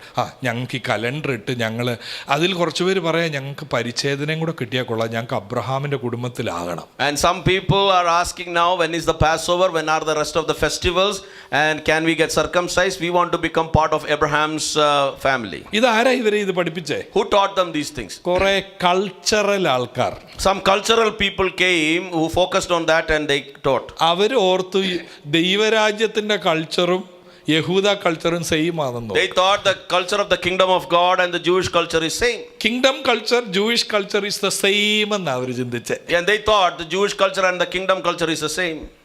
ചിലരൊക്കെ മലയാളം കൾച്ചറിനെ കുറിച്ച് ചിന്തിച്ചിരിക്കുന്നത് അങ്ങനെ. And some people think about their own native culture like that. നമ്മുടെ കൾച്ചറും ദൈവരാജ്യത്തിന്റെ കൾച്ചറും സെയിം ആയിട്ടാണ് ചിന്തിക്കുന്നത്. They think that my native culture and the culture of the kingdom of God is same. ഈ കൾച്ചർ വിശ്വസിച്ചുകൊണ്ട് ഈ സാധാരണ ഒന്നും അറിയാത്ത ജാതികൾ പറയാ ഞങ്ങൾക്ക് സ്പെഷ്യൽ ഡേയ്സ് ഒക്കെ അനുസരിച്ചാൽ കൊള്ളാം. And without understanding these things, the simple people, the poor people are saying, now we also want to observe special days. അപ്പൊ പൗലോസ് പറയാ, ചിന്തിക്കൂ, ഞാൻ നിങ്ങളെപ്പോലായില്ലേ, നിങ്ങൾ എന്നെ പോലാക് എന്ന് പൗലോസ് പറയാ. Paul is saying, now think, I became like you, now you become like me. എന്താ പൗലോസ് ഇങ്ങനെ ജാതികളെ പോലെ മനുഷ്യർ നോക്കിയപ്പോ ഒരു പാപിയെ പോലെ ആയത് എങ്ങനെയാ? Why and how did Paul become like a sinner when people were looking at it? How did he become like a Gentile? അതിനൊരു കാര്യമുണ്ട് ദൈവമക്കളെ. And there is a reason for that. ഇന്ന് സുവിശേഷത്തിന് വേണ്ടി പലരും പോരാട്ടം ചെയ്യാത്തതിന്റെ കാരണവും അത് അവിടെ തന്നെയാണ് കിടക്കുന്നത്. And the reason why many are not fighting the battle for the gospel also lies over there. Galatia ലേഖനം 1:11-12 നോക്കിയേ, ഈ പൗലോസിനെ ജാതികളെ പോലെ ആക്കിയ സംഭവം എന്തുവാ? Galatians 1:11 and 12, what made this Paul like a Gentile? ഇങ്ങനെ പറയുന്ന സഹോദരന്മാരെ, ഞാൻ അറിയിച്ച സുവിശേഷം മനുഷ്യമല്ല എന്ന് നിങ്ങളെ ഓർമ്മിക്കുന്നു, അത് ഞാൻ മനുഷ്യരോട് പ്രാപിച്ചിട്ടില്ല, പഠിച്ചിട്ടുമില്ല. So Galatians chapter 1:11 and 12, for I want you to know, brothers and sisters, that the gospel preached by me is not of human origin, for I did not receive it from a human source and I was not taught it, but it came by a revelation of Jesus Christ. എന്താ ഈ റാഡിക്കലായി മാറാൻ കാര്യം? Why did Paul become such a radical person? അദ്ദേഹത്തിന് സുവിശേഷം എന്നുള്ളത് cake വിശ്വസിക്കുക മാത്രമല്ല, I have to preserve this, I have to confront other forces. എന്താ ഇതിന്റെ കാര്യം? For him it was not like gospel is supposed to be heard and just believed, but it has to be preserved. Why? അതിന്റെ കാരണം വെളിപ്പാട് കിട്ടിയത് മനുഷ്യനിൽ നിന്നല്ല. Because the revelation he received was not from human beings. മനുഷ്യരിൽ നിന്ന് വെളിപ്പാട് കിട്ടിയാൽ മനുഷ്യൻ പറയുന്ന പോലെ നമ്മൾ ചെയ്യും. If we get the revelation through man, we will do what human beings say. എനിക്ക് ഈ സഭയോട് ഒരു ദൈവത്തിന്റെ ആലോചന വിളിച്ചു പറയാനുണ്ട്. I have a word from the Lord to tell this church ഈ here. സഭയെ കുറിച്ച് ദൈവം കാണുന്ന കാഴ്ച മനുഷ്യന്റെ വെളിപ്പാടിൽ ഇതിനെ പണിയാനല്ല. And God doesn't want this church to be built based on human wisdom and their understanding. ദൈവത്തിൽ നിന്ന് പ്രാപിച്ചൊരു വെളിപ്പാടിന്റെ മേൽ ഈ സഭ മുമ്പോട്ട് പണിയണം. And going forward, this church must be built upon the revelation which is received from God. ഈ 2026 annual കൺവെൻഷന്റെ 2ാം ദിവസം കേൾക്കണമേ, God is calling each one of you ദൈവത്തിന്റെ വെളിപ്പാടിൽ പണിയാൻ ഇതിനകത്ത് ആരെങ്കിലും ഉണ്ടോ? 2026, the annual convention, 2nd day, the Lord is calling. Is anybody willing to build based upon the revelation which God gives? അപ്പൊ എന്തോ പറ്റുമെന്നറിയോ? At that time, what will happen? കുറച്ചുപേര് പറയും നിങ്ങൾ പാപികളാന്ന് പറയും. At that time, some people will say you are sinners. കുറച്ചുപേര് പറയാം അയ്യോ പിന്നെന്തോ എല്ലാം പോയി. And some people will say, oh, it was going well, now everything is gone. പൗലോസിനോട് എന്തോ പറഞ്ഞ ആൾക്കാര്? What did people tell Paul? You are a sinner. നീ പാപിയാണ്, നിനക്ക് കസ്റ്റമൊന്നുമില്ല, നിനക്കിപ്പോൾ കൾച്ചർ ഇല്ല, നിനക്ക് യഹൂദ കൾച്ചർ നീ കളഞ്ഞു, നീ പാപിയാന്ന് പറഞ്ഞു. They said you are a customless, cultureless fellow now, you lost all the things.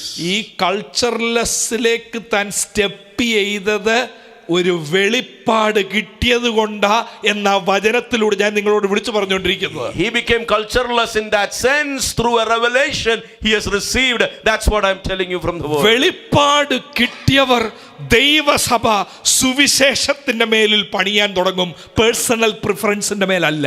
Those who got this revelation will build the church not on the basis of personal preferences but based on the gospel. പൗലോസ് ആവർത്തിച്ച് പറയുന്നത് ശ്രദ്ധിക്കണം കേട്ടോ. 1-ാം അധ്യായം ഈ ഇപ്പം നമ്മൾ വായിച്ച് 1:11-12 കഴിഞ്ഞിട്ട് 17-ാം വാക്യത്തിൽ താൻ പറയുന്നത് എന്താണെന്നറിയോ? And in verse 17 of chapter 1, what is Paul saying there? എന്തോ പൗലോസ് ശ്രമിക്കുന്നത് എന്താ? What is he trying?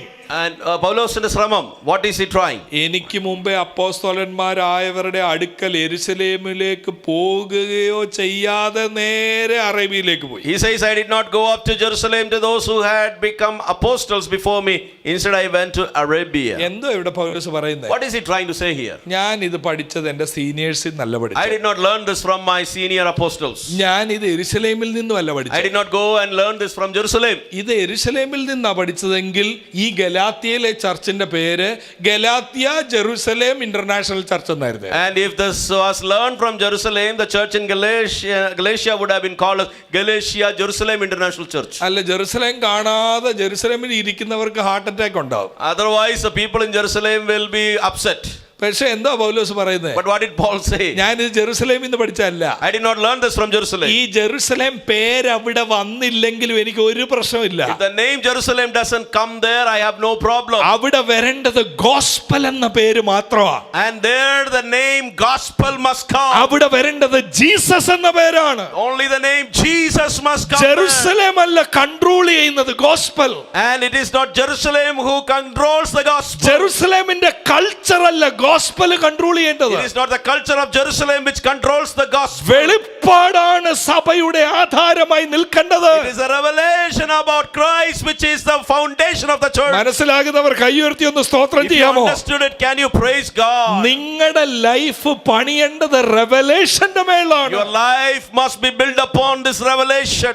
നിങ്ങളുടെ life പണിയേണ്ടത് കൾച്ചറിന്റെ മേലല്ല. Your life should not be built on the basis of a culture. ഒരു ട്രഡീഷന്റെ മേലല്ല. It's not on the tradition. റെവലേഷന്റെ മേൽ. It must be based on the revelation. വെളിപ്പാടില്ലാത്ത സീനിയറിൽ നിന്നല്ല life പഠിക്കേണ്ടത്. It is not from seniors who don't have a revelation that you study this. യെരുശലേമിൽ പോയില്ലെങ്കിലും യേശുവിന്റെ സന്നിധിയിൽ ഇരുന്നാ മതി. Even if you don't go to Jerusalem, you have to sit in the presence of Jesus. എല്ലാരും തഴയുമായിരിക്കും. Everybody may forsake you. എല്ലാരും പറയും പാപിയാ എന്ന് പറയുമായിരിക്കും. People may say you are a sinner now. പക്ഷേ സ്വർഗ്ഗം നോക്കി സന്തോഷിക്കും.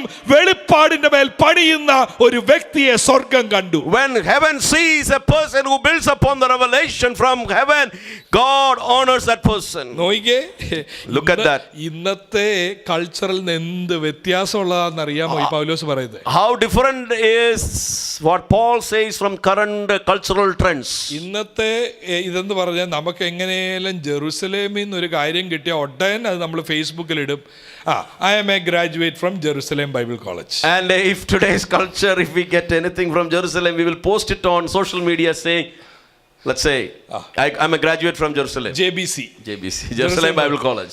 ഇനി ഇന്നത്തെ കാലത്ത് വല്ല അതുവഴി പഠിക്കുകയൊന്നും വേണ്ട, വണ്ടി ഓടിച്ചു പോയാൽ മതി. അതിന്റെ മുമ്പിലോട്ട് ഇന്ന് ഒരു ഫോട്ടോ ഒന്ന് എടുക്കാം. And in today's world, you don't have to study there. Actually, you must stand in front of the building and say, okay, let's take a selfie. ഇപ്പം നമ്മൾ മനസ്സിലാക്കുക, വലിയ കൗൺസിൽ നടന്നുകൊണ്ടിരിക്കുക, എല്ലാ ലീഡേഴ്സും ഉണ്ട്. നമ്മൾ അതുവഴി വണ്ടിയെ പോവുക ജെറുസലേമിൽ. നമ്മൾ എന്തോ പറയും, അയ്യോ ഒന്ന് കയറി എല്ലാവരെയും കൂടെ ഒന്ന്, എന്നാൽ ഇവിടെ നമുക്ക് വെയിറ്റ് ചെയ്യാം, എല്ലാവരും കൂടെ ഇറങ്ങി വരുമ്പോൾ നമുക്ക് ഇന്നൊരു ഫോട്ടോ അങ്ങ് എടുക്കാം. കാരണം എനിക്ക് എല്ലാവരെയും അറിയാം, എല്ലാവർക്കും എന്നെ അറിയാം, നമുക്ക് വലിയ സന്തോഷം. And what we will do is, let's say Jerusalem Council is going on, we will say, let's wait here. When everybody comes out, let's take a selfie. That way everybody will know that I know all of them and they all know me. കാരണം നമുക്ക് പറയണ്ടേ, ഞാൻ വലിയൊരു സംഭവമാണെന്ന് നമുക്ക് പറയണ്ടേ. Because we have to tell to the world, I am somebody. പക്ഷെ 1:19 നോക്കിക്കേ.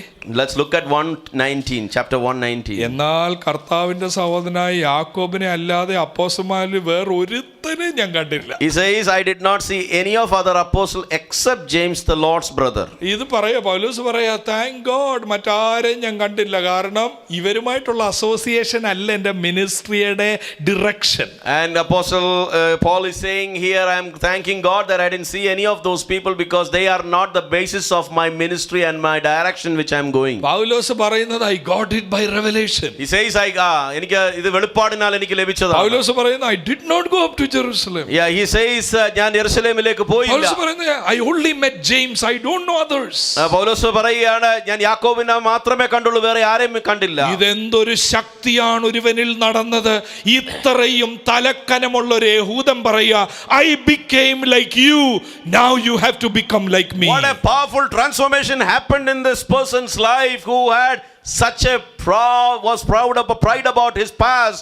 Now he is saying, I became like you, you become like me. ഇന്നത്തെ ദിവസം രാത്രി കേൾക്കണം, കർത്താവിന് ഇതിനകത്തുനിന്ന് നിങ്ങളിൽ ചിലരെ എഴുന്നേൽപ്പിക്കാനുണ്ട്, വെളിപ്പാടിന്റെ ഒരു തലമുറയായിട്ട്. Tonight, to understand, God has a desire to raise some of you as a generation who have the revelation of Christ. തിരിച്ച് ആരെങ്കിലും എതിർത്താൽ തിരിച്ചു പറയാനുള്ളത് I got a revelation. And what you have to say in response is, I got this as a revelation. Revelation പക്ഷേ scriptural ആയിരിക്കണം. But the revelation has to be scriptural. അല്ല, ഇന്നത്തെ കുറച്ച് പരിപാടികളുണ്ട്, I got it revelation എന്ന് പറഞ്ഞ് സ്ക്രിപ്ചറിന് എതിരായിട്ടുള്ള ചെയ്യും. Yeah, nowadays some people come and they say randomly, I got a revelation, and say whatever they feel like saying.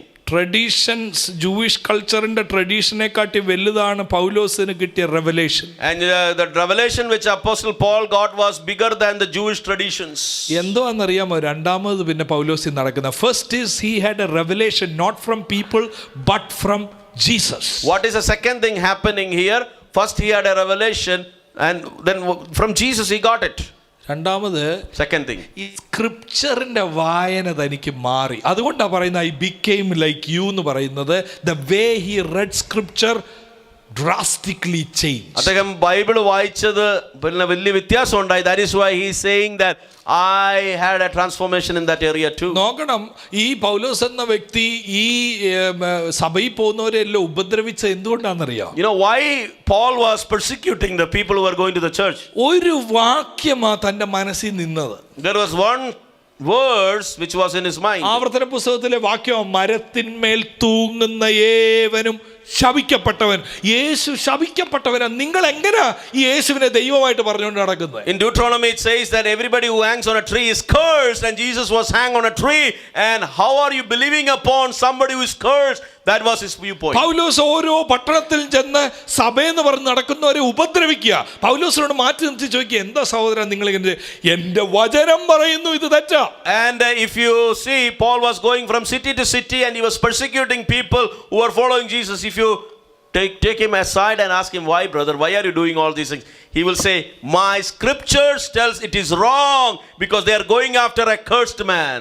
മുമ്പേ നമ്മൾ Philippi ലേഖനം 3 വായിച്ചപ്പോൾ ശുഷ്കാന്തി സംബന്ധിച്ച് ഇത് എവിടുന്ന് കിട്ടിയ ശുഷ്കാന്തിയാ? And in Philippians we read he was so zealous. From where did he get that zeal? ജീനിൽ കിട്ടിയതല്ല, It was not in his DNA. Scripture കിട്ടിയതാ. It is from the scriptures. he പുള്ളി got the zeal. വായിച്ചോണ്ടിരുന്നപ്പോ മനസ്സിലായി ഇത് messianic പ്രിറ്റൻഡറാ.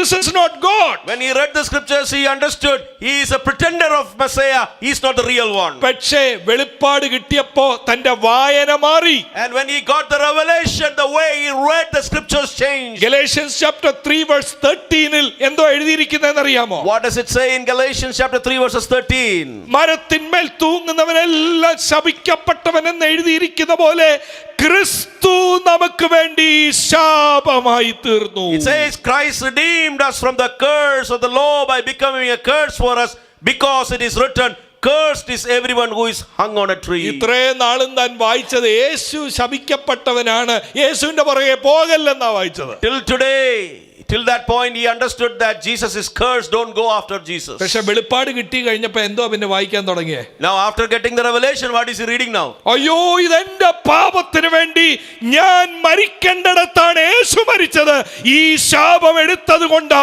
ഞാൻ അനുഗ്രഹിക്കപ്പെട്ടത്. For my curse Jesus became a curse, since he took the curse and died for me, I got this great privilege. ശരിക്കും പരിശുദ്ധാത്മാവ് ഒരുവനിൽ പ്രവർത്തിക്കാൻ തുടങ്ങിയാൽ അവന്റെ Bible വായന മാറും.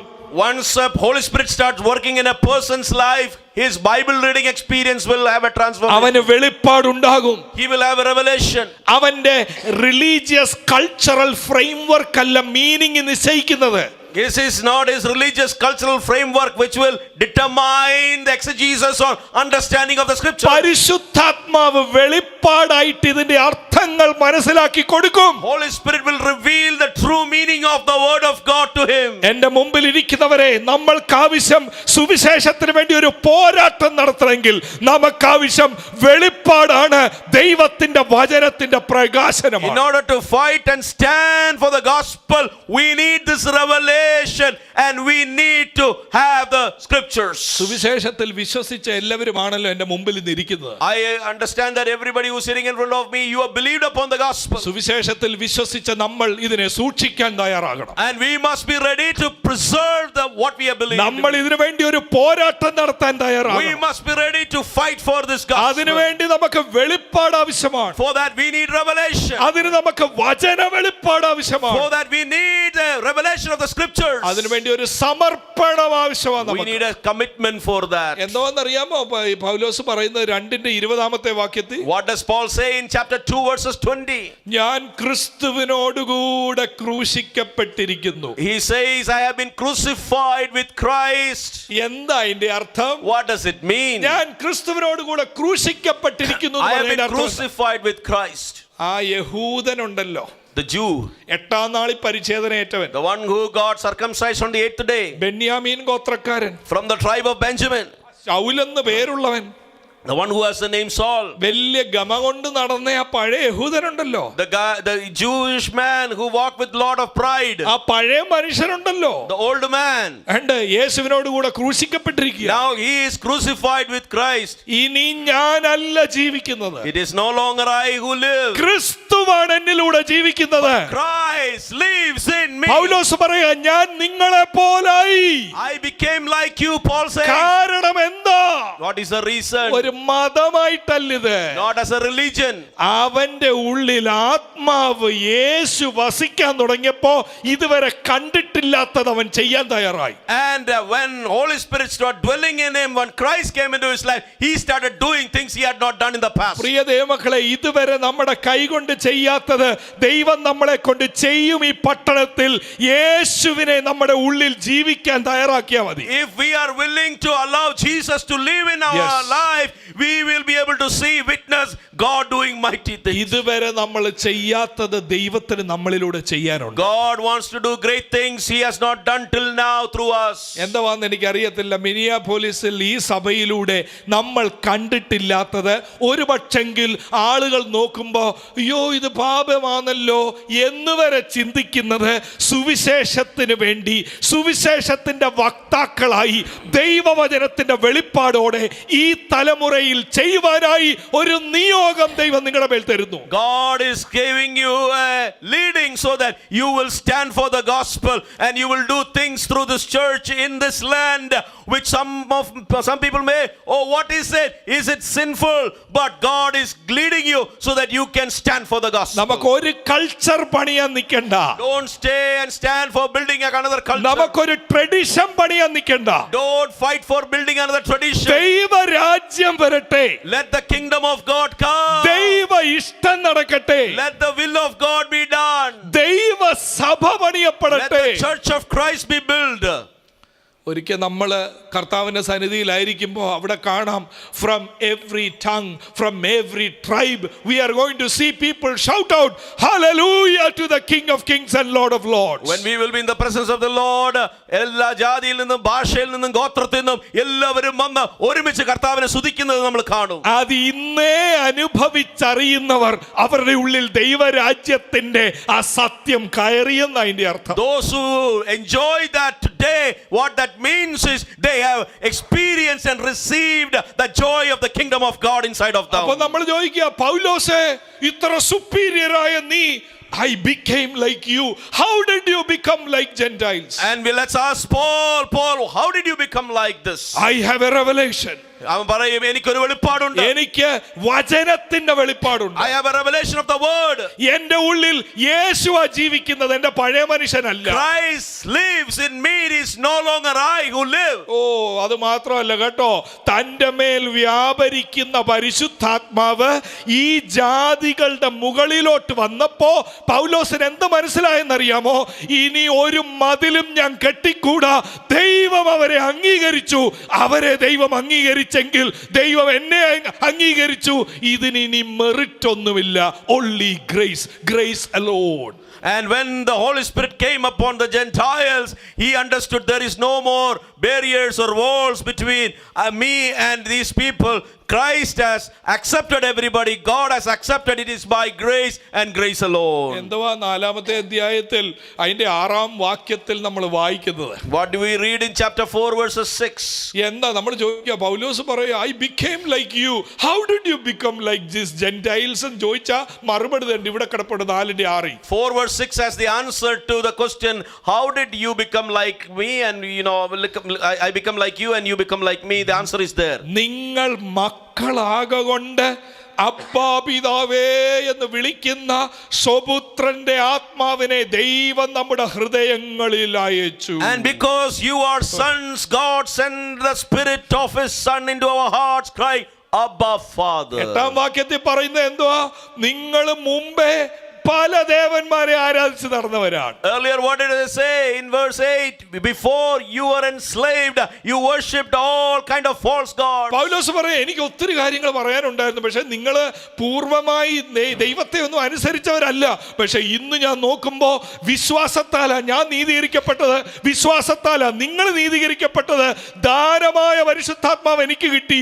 നിങ്ങളുടെ മേലും ഈ ദാനമായ പരിശുദ്ധാത്മാവ് വന്നപ്പോ നമുക്ക് എല്ലാവർക്കും ഒരുമിച്ച് വിളിക്കാനൊക്കെ അബ്ബാ പിതാവേ, ഇവിടെ ഇനിയും വേറൊരു മതിലില്ല. And what he says is, your past was not that good, but I got saved by the grace of God. I've been justified. You also got justified. I got the Holy Spirit. You got the Holy Spirit.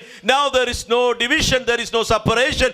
We all can together call Abba Father and pray to the God of Priya Father. ദൈവമക്കളെ, നമ്മുടെ മേൽ ഇറങ്ങി വന്നിരിക്കുന്ന പരിശുദ്ധാത്മാവ് കേവലം കൈയടിപ്പിക്കുന്ന മാത്രമല്ലെന്ന്. Now understand that the Holy Spirit which came upon us is not just for us to clap hands. നമ്മളെ കൊണ്ട് 2-3 വാക്കുകൾ അന്യഭാഷ പറയിപ്പിക്കുന്ന ശക്തി മാത്രമല്ല ഇത്. It is not a power which enables us to say a few words in tongues. ഇത് വിപ്ലവം സൃഷ്ടിക്കാൻ കെപ്പുള്ള ഉയരത്തിലെ ശക്തിയാ പരിശുദ്ധാത്മ It Shakti. is power from high above which can create a revolution through us. പരിശുദ്ധാത്മാവിനാൽ നിറയപ്പെട്ട പൗലോസ് പറയുക, I became like you. And the Holy Spirit filled Paul says, I become like you. എല്ലാരും Gentiles Jewish people ആകാൻ നോക്കുന്ന കാലത്ത് പൗലോസ് പറയുക, I was advancing in Judaism more than my contemporaries, but I did not care for it. I became like you because this Holy Spirit is driving me. Amen. നോക്കണം, ഇങ്ങനൊരു ജീവിതം ജീവിക്കാൻ തുടങ്ങിയ എന്തോ ഉണ്ടാവുമെന്നറിയോ? Now if you start living a life like this, what is going to happen? അല്ല, ഇങ്ങനൊരു ജീവിതത്തിനായി തയ്യാറാകുന്നവരാരെങ്കിലും ഉണ്ടോ Is ഇതിനകത്ത്? there anybody here who is ready to lead a life like this? ഒരാടെ 3 പേരുടെ I saw 3 hands. എന്ന് പറഞ്ഞാൽ പറയുന്നതിന് അർത്ഥം ഇത്രയേ ഉള്ളൂ, എനിക്ക് ദൈവം പറയുന്ന പോലെ എൻ്റെ ജീവിതം മുമ്പോട്ട് കൊണ്ടുപോകണം. Simply it says, whatever God says, I want to lead a life like that. അപ്പം നിങ്ങളിൽ ചിലപ്പോൾ 90% പറയാം, അല്ല ഇതുവരെ ഞാൻ അങ്ങനെ തന്നെയാ. അല്ല അങ്ങനെ ആണെങ്കിൽ ഈ വചനം എൻ്റെ ഹൃദയത്തിൽ പ്രകാശിപ്പിക്കത്തില്ലല്ലോ ദൈവം. And you may say, no, I am already like this. If that is the case, then Holy Spirit is not going to ask me to share this message tonight here. പൗലോസ് പറയുന്നത് നിങ്ങളോട് ഇന്ന് രാത്രി പറയണമെങ്കിൽ അതിൻ്റെ അർത്ഥം ഇവിടെ ഇരിക്കുന്ന ചിലരോട് ഈ വചനം ദൈവത്തിന് സംസാരിക്കാനുണ്ട്. You did not incarnate, still there is cultural prejudices, preferences hindering you from realizing what kingdom means in day to day life. ദൈവത്തിന്റെ ആത്മാവ് ഇന്ന് രാത്രി സംസാരിച്ചെങ്കിൽ ഇപ്പോഴും നിങ്ങളുടെ ഉള്ളിൽ എന്തൊക്കെയോ നിലനിൽക്കുന്നുണ്ട്, അത് ദൈവരാജ്യത്തിന്റെ വ്യാപ്തിക്ക് തടസ്സമായി നിൽക്കുന്നു. ഈ വെളിപ്പാടിൻ്റെ മേലും ദൈവവചനത്തിൻ്റെ വെളിപ്പാടിൻ്റെ മേലും ഒക്കെ ജീവിതം പണിയാൻ നിന്ന് കഴിഞ്ഞാൽ, if we start building our life based upon the revelation and the revelation of the word of God, ഇച്ചിരി ബുദ്ധിമുട്ടുള്ളൊരു പരിപാടിയാണ്. it is going to be difficult. It's not easy. ഞാൻ മുമ്പേ പറഞ്ഞല്ലോ, അത് സെൽഫി പരിപാടിയല്ല. It is not a matter of taking selfies and posting it in social media. അത് friends കൂടുന്ന പരിപാടിയല്ല. It is not a matter where you will have lot of people who like you or more friends. ഏറ്റവും അടുത്ത് നിൽക്കുന്നവരെ ചില നഷ്ടപ്പെടാൻ സാധ്യത. There is a possibility that people who are very close to you may lose them. അത് കാണണോ നിങ്ങൾക്ക് ഗലാത്യ ലേഖനത്തിൽ നിന്ന്? Do you want to see that from the book of Galatians? Chapter 2 verse 11. Let's read 2:11. But when Cephas came to Antioch, I opposed him to his face because he stood condemned. ഓയ്യോ, എല്ലാം കാണുന്നുണ്ടോ? Do you see it? ആരാ അന്ത്യോക്യയിലോട്ട് വന്നേ? Who came to Antioch? ഒന്ന് പറയാമോ? നിങ്ങൾ കാണുന്നെങ്കിൽ ഒന്ന് പറയാമോ? If you see it, please say who came to Antioch. Cephas. ആരാ ഈ സീഫസ്? Who is this man? Pathros. Peter. ഇദ്ദേഹം ആരാ? Who is Peter now? Ordinary ആണോ? Is he an ordinary person? Bishop. He is a bishop. Jerusalem ചർച്ചിന്റെ വലിയ പില്ലറാണ്. He is a pillar of the Jerusalem church. അന്ത്യോക്യ വന്നു. He came to Antioch. പൗലോസ് പറയുക, എൻ്റെ മേൽ ഈ വെളിപ്പാട് കിടക്കുക. And Paul says, I had this revelation. I became like Gentiles. ഞാൻ ഒരു ജാതിയനെ പോലെയായി. പക്ഷേ പത്രോസ് ബിഷപ്പ് വന്ന് എന്തോ പറഞ്ഞേ? But what did Bishop Peter tell? അവിടെ എഴുതിക്കുന്ന വാക്യം ഡ്രമറ്റൈസ് ചെയ്ത് പറഞ്ഞാൽ ഇതാ അവിടെ സംഭവിച്ചത്. If I have to tell in a dramatic way what happened over there, this is what happened. Table ഇട്ടിരിക്കുക, ഡൈനിങ് ടേബിൾ ഇട്ടിരിക്കുക. The dining table is set. മീൻകറി, fish curry, മോര് എല്ലാം ഉണ്ട്. all the curries are now there. അവിടെ ഒരു Gentiles ഒരു അല്പം ഇതായിരുന്നു, അയ്യോ പത്രോസ് യഹൂദനാ, നമ്മൾ വിളിക്കണോ, പുള്ളി ഇരിക്കുമോ? And the Gentile people over there were little concerned. Peter is a Jewish man. Should we call him? Will he come and sit? ചോദിക്കുന്നതിന് മുമ്പ് തന്നെ കസാരയിട്ട് പത്രോസ് അവിടെ ഇരുന്നു. And before calling itself, Peter pulled the chair and he sat down there. എന്തുവാ കാരണം? ഇരിക്കാൻ കാരണം എന്തുവാ? Why did he sit? Gospel. Because of the gospel. സുവിശേഷം. It is because of the gospel. നിങ്ങളെ ദൈവം അംഗീകരിച്ച് എന്നെയും ദൈവം അംഗീകരിച്ച് നമ്മൾ തമ്മിൽ ഇനി യാതൊരു മതിലുകളും വേണ്ട കേട്ടോ, നമ്മളെല്ലാം ഒന്നാ. You go accepted gospel, I accepted gospel. Now there should not be any division between us. We all are accepted by God. ഇടത്ത് വശത്തോട്ട് അടുത്ത കസാര ഇട്ട് ബർണബാസും കയറിയിരുന്നു. And on the left side, the next chair, Barnabas also sat down. അപ്പൊ ആ ജാതികൾക്ക് എന്ത് സന്തോഷം ഉണ്ടായി കാണും അല്ലേ? And the Gentile people over there were very happy at that point. അവർ പറഞ്ഞു കാണും, ഞങ്ങളുടെ പോകുന്ന ആലയത്തിലെല്ലാം ഞങ്ങൾ വിവേചനം അനുഭവിച്ചവരാ, പക്ഷെ ആദ്യമായിട്ടാ യെരുശലേമിലെ ബിഷപ്പ് ഞങ്ങളുടെ കൂടി ഇരുന്ന് കഴിക്കുക. Great, this is kingdom, this is Holy Spirit, this is gospel. അവർ സെലിബ്രേറ്റ് ചെയ്യുക. They were celebrating of the fact that now the bishop from Jerusalem has come and he's sitting with us and eating with us. This is great. This is the kingdom of God. ഇതാണ് ദൈവരാജ്യത്തിന്റെ സ്നേഹം. അപ്പം private സെക്രട്ടറിയുടെ phone അടിച്ചു. At that time the phone came from the private secretary. യാക്കോബിന്റെ ആൾക്കാർ വരുന്നുണ്ട് യെരുശലേമിൽ. And the people who belong to James group is coming from Jerusalem. 5 മിനിറ്റിനുള്ളിൽ അവർ ഇവിടെ വരും. They're going to come in 5 minutes. പെട്ടെന്ന് പത്രോസ് അങ്ങ് എഴുന്നേറ്റ്. And Peter stood up at that point of time. ആ കൂട്ടത്തിൽ ബർണബാസും അങ്ങ് എഴുന്നേറ്റു. That time Barnabas also stood up. അവർ പറഞ്ഞേക്ക് ഇപ്പൊ ഒരു മീറ്റിംഗ് ഉണ്ട്, ഞങ്ങൾ ഇപ്പൊ വരാം. They said we have a meeting, emergency meeting, we'll come back. കാര്യം എന്താന്ന് ചോദിച്ചാ യെരുശലേമിൽ വന്നവർ വെച്ചേക്കത്തില്ല ജാതികളുടെ കൂടെ ഇരുന്ന് കഴിക്കുന്നത്. The reason is the people who are coming from Jerusalem, if they see them sitting with and eating with Gentiles, they are not going to spare them. അവരെ സംബന്ധിച്ച് ഇത് പാപമായി ചെയ്യുന്നത്. For them it is a sinful thing to do this. നിയമം ലംഘിക്കുകയാണ്. Jewish people sitting with Gentiles and having food is unthinkable, unimaginable. It's breaking the law. This is a violation of the law. അവർ ഒരുമിച്ചിരുന്ന് കഴിക്കുന്ന അവർക്ക് ചിന്തിക്കാൻ പോലും പറ്റാത്ത, സങ്കല്പിക്കാൻ പോലും പറ്റാത്ത കാര്യമാണ്. ഇതിനെക്കുറിച്ച് അന്ത്യോക്യയിലെ ആൾക്കാർ പൗലോസിനോട് പറഞ്ഞു, നിങ്ങളുടെ കൂട്ടത്തിൽ തന്നെ പലർക്കും ഇതൊന്നും ഉൾക്കൊള്ളാനൊക്കുന്നില്ല ഞങ്ങളെ, അതുകൊണ്ട് ഞങ്ങളൊരു കാര്യം ചെയ്യാൻ പോകും, ഞങ്ങളും പരിച്ഛേദന എടുത്ത് ഈ കലണ്ടറൊക്കെ തൂക്കിയിടുമ്പോൾ നിങ്ങൾ ഞങ്ങളുടെ കൂടെ ഇരുന്ന് കഴിക്കുമല്ലോ. So Antioch, people in Antioch told Paul, okay, all of you are not able to accept us, so what we will do, we will take circumcision and all the things, we will follow all the Jewish customs. At least after that you will accept us and we will all be able to eat together. ഒരുമിച്ചിരുന്ന് കഴിക്കാമല്ലോ. At least we can sit together and eat. പൗലോസ് എന്താ പറയുന്നത്? What did Paul say? 2:11 കേഫാവ് അന്ത്യോക്യയിൽ വന്നവരെ അവനിൽ കുറ്റം കാണുകയാൽ ഞാൻ അഭിമുഖമായി അവനോട് എതിർത്ത് നിന്നു. And it says that in 2:11, but when Cephas came to Antioch, I opposed him to his face because he stood condemned. Revelation ഉള്ളവന്റെ ലൈഫ് എങ്ങനെയായിരിക്കും? How will the life of a man who has revelation be like? സംഘർഷമായിരിക്കും. It will be a battle. It won't be easy. Yeah, അത് എളുപ്പമല്ലായിരിക്കും. അതൊരു smooth sale ആയിരിക്കത്തില്ല. അത് it's not going to be easy and smooth. ആൾക്കാരാൽ misunderstood ആകും. ആൾക്കാർ തെറ്റിദ്ധരിക്കും. People will misunderstand. Family members തന്നെ തെറ്റിദ്ധരിക്കും. Family members will misunderstand. എനിക്ക് നിങ്ങളിൽ ചിലരോട് പറയാൻ ആത്മാവിൽ നിയോഗമുണ്ട്. If you take a stand for the gospel, if you take a stand for Christ, your own family relatives might misunderstand you. Let me tell you very clearly, നിങ്ങൾ സുവിശേഷത്തിന് വേണ്ടി ഒരു step എടുത്ത് കർത്താവിന് വേണ്ടി നിന്നാൽ നിങ്ങളുടെ സ്വന്തം കുടുംബത്തിലുള്ളവർ നിങ്ങളെ എതിർത്തുന്നിരിക്കും. ഇതെല്ലാം അങ്ങ് ശരിയാകുന്ന പരിപാടിയല്ല. All these things are not something you can fix.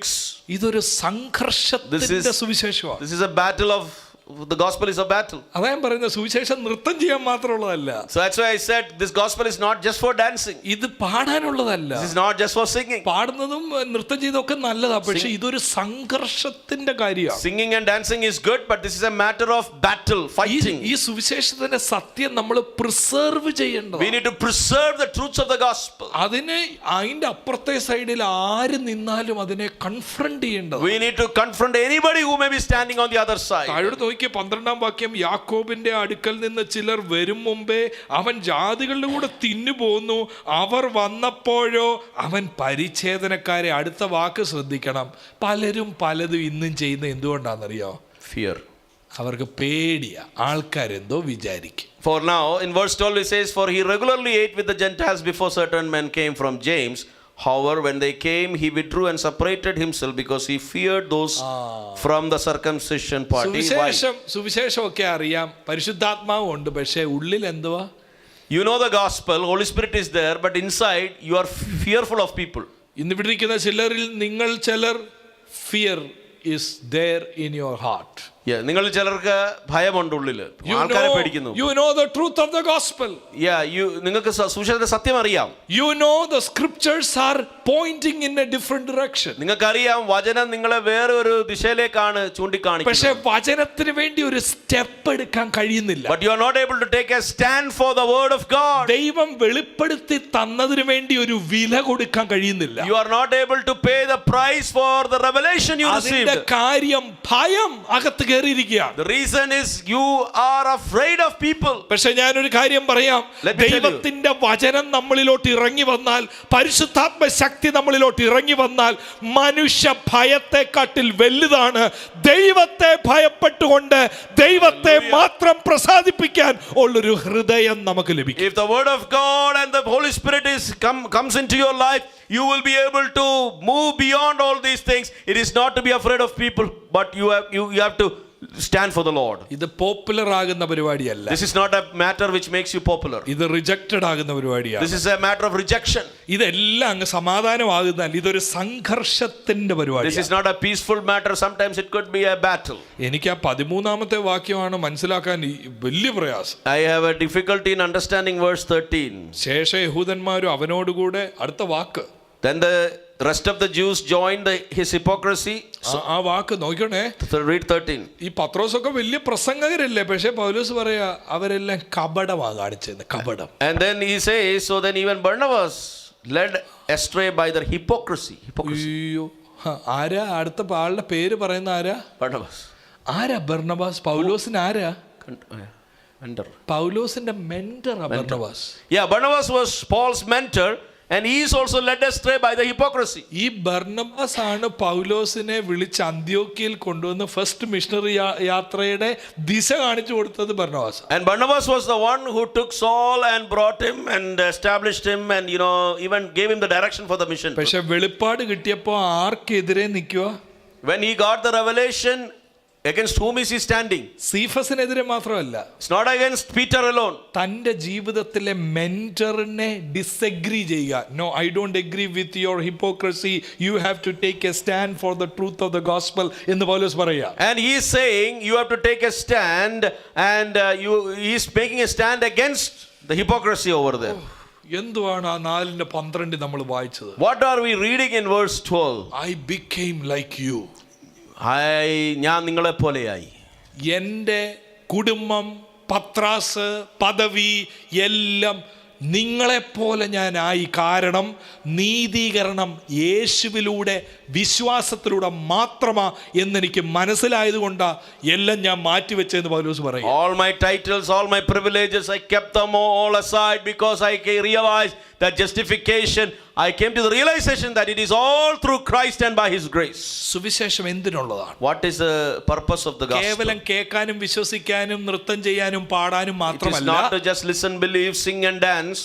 അത് ജീവിക്കാനുള്ളതാണ്. Gospel is supposed to be lived out. It has to be embodied in our actions. Yes. നമ്മുടെ പ്രവർത്തികളിൽ സുവിശേഷത്തിന്റെ ആവിഷ്കാരങ്ങൾ ഉണ്ടാകണം. It must be reflected in all our actions. അതാ പൗലോസ് പറയുന്നത്. That's what Paul says.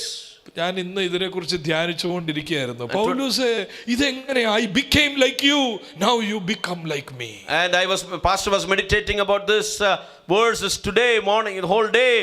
Paul says, I became like you, you now become like me. ഞാൻ ഓർക്കുക പൗലോസ്, from where did you get this? And I was asking Paul, from where did you get എവിടുന്നാ ഇത് കിട്ടിയത്? I'm engaging with the text.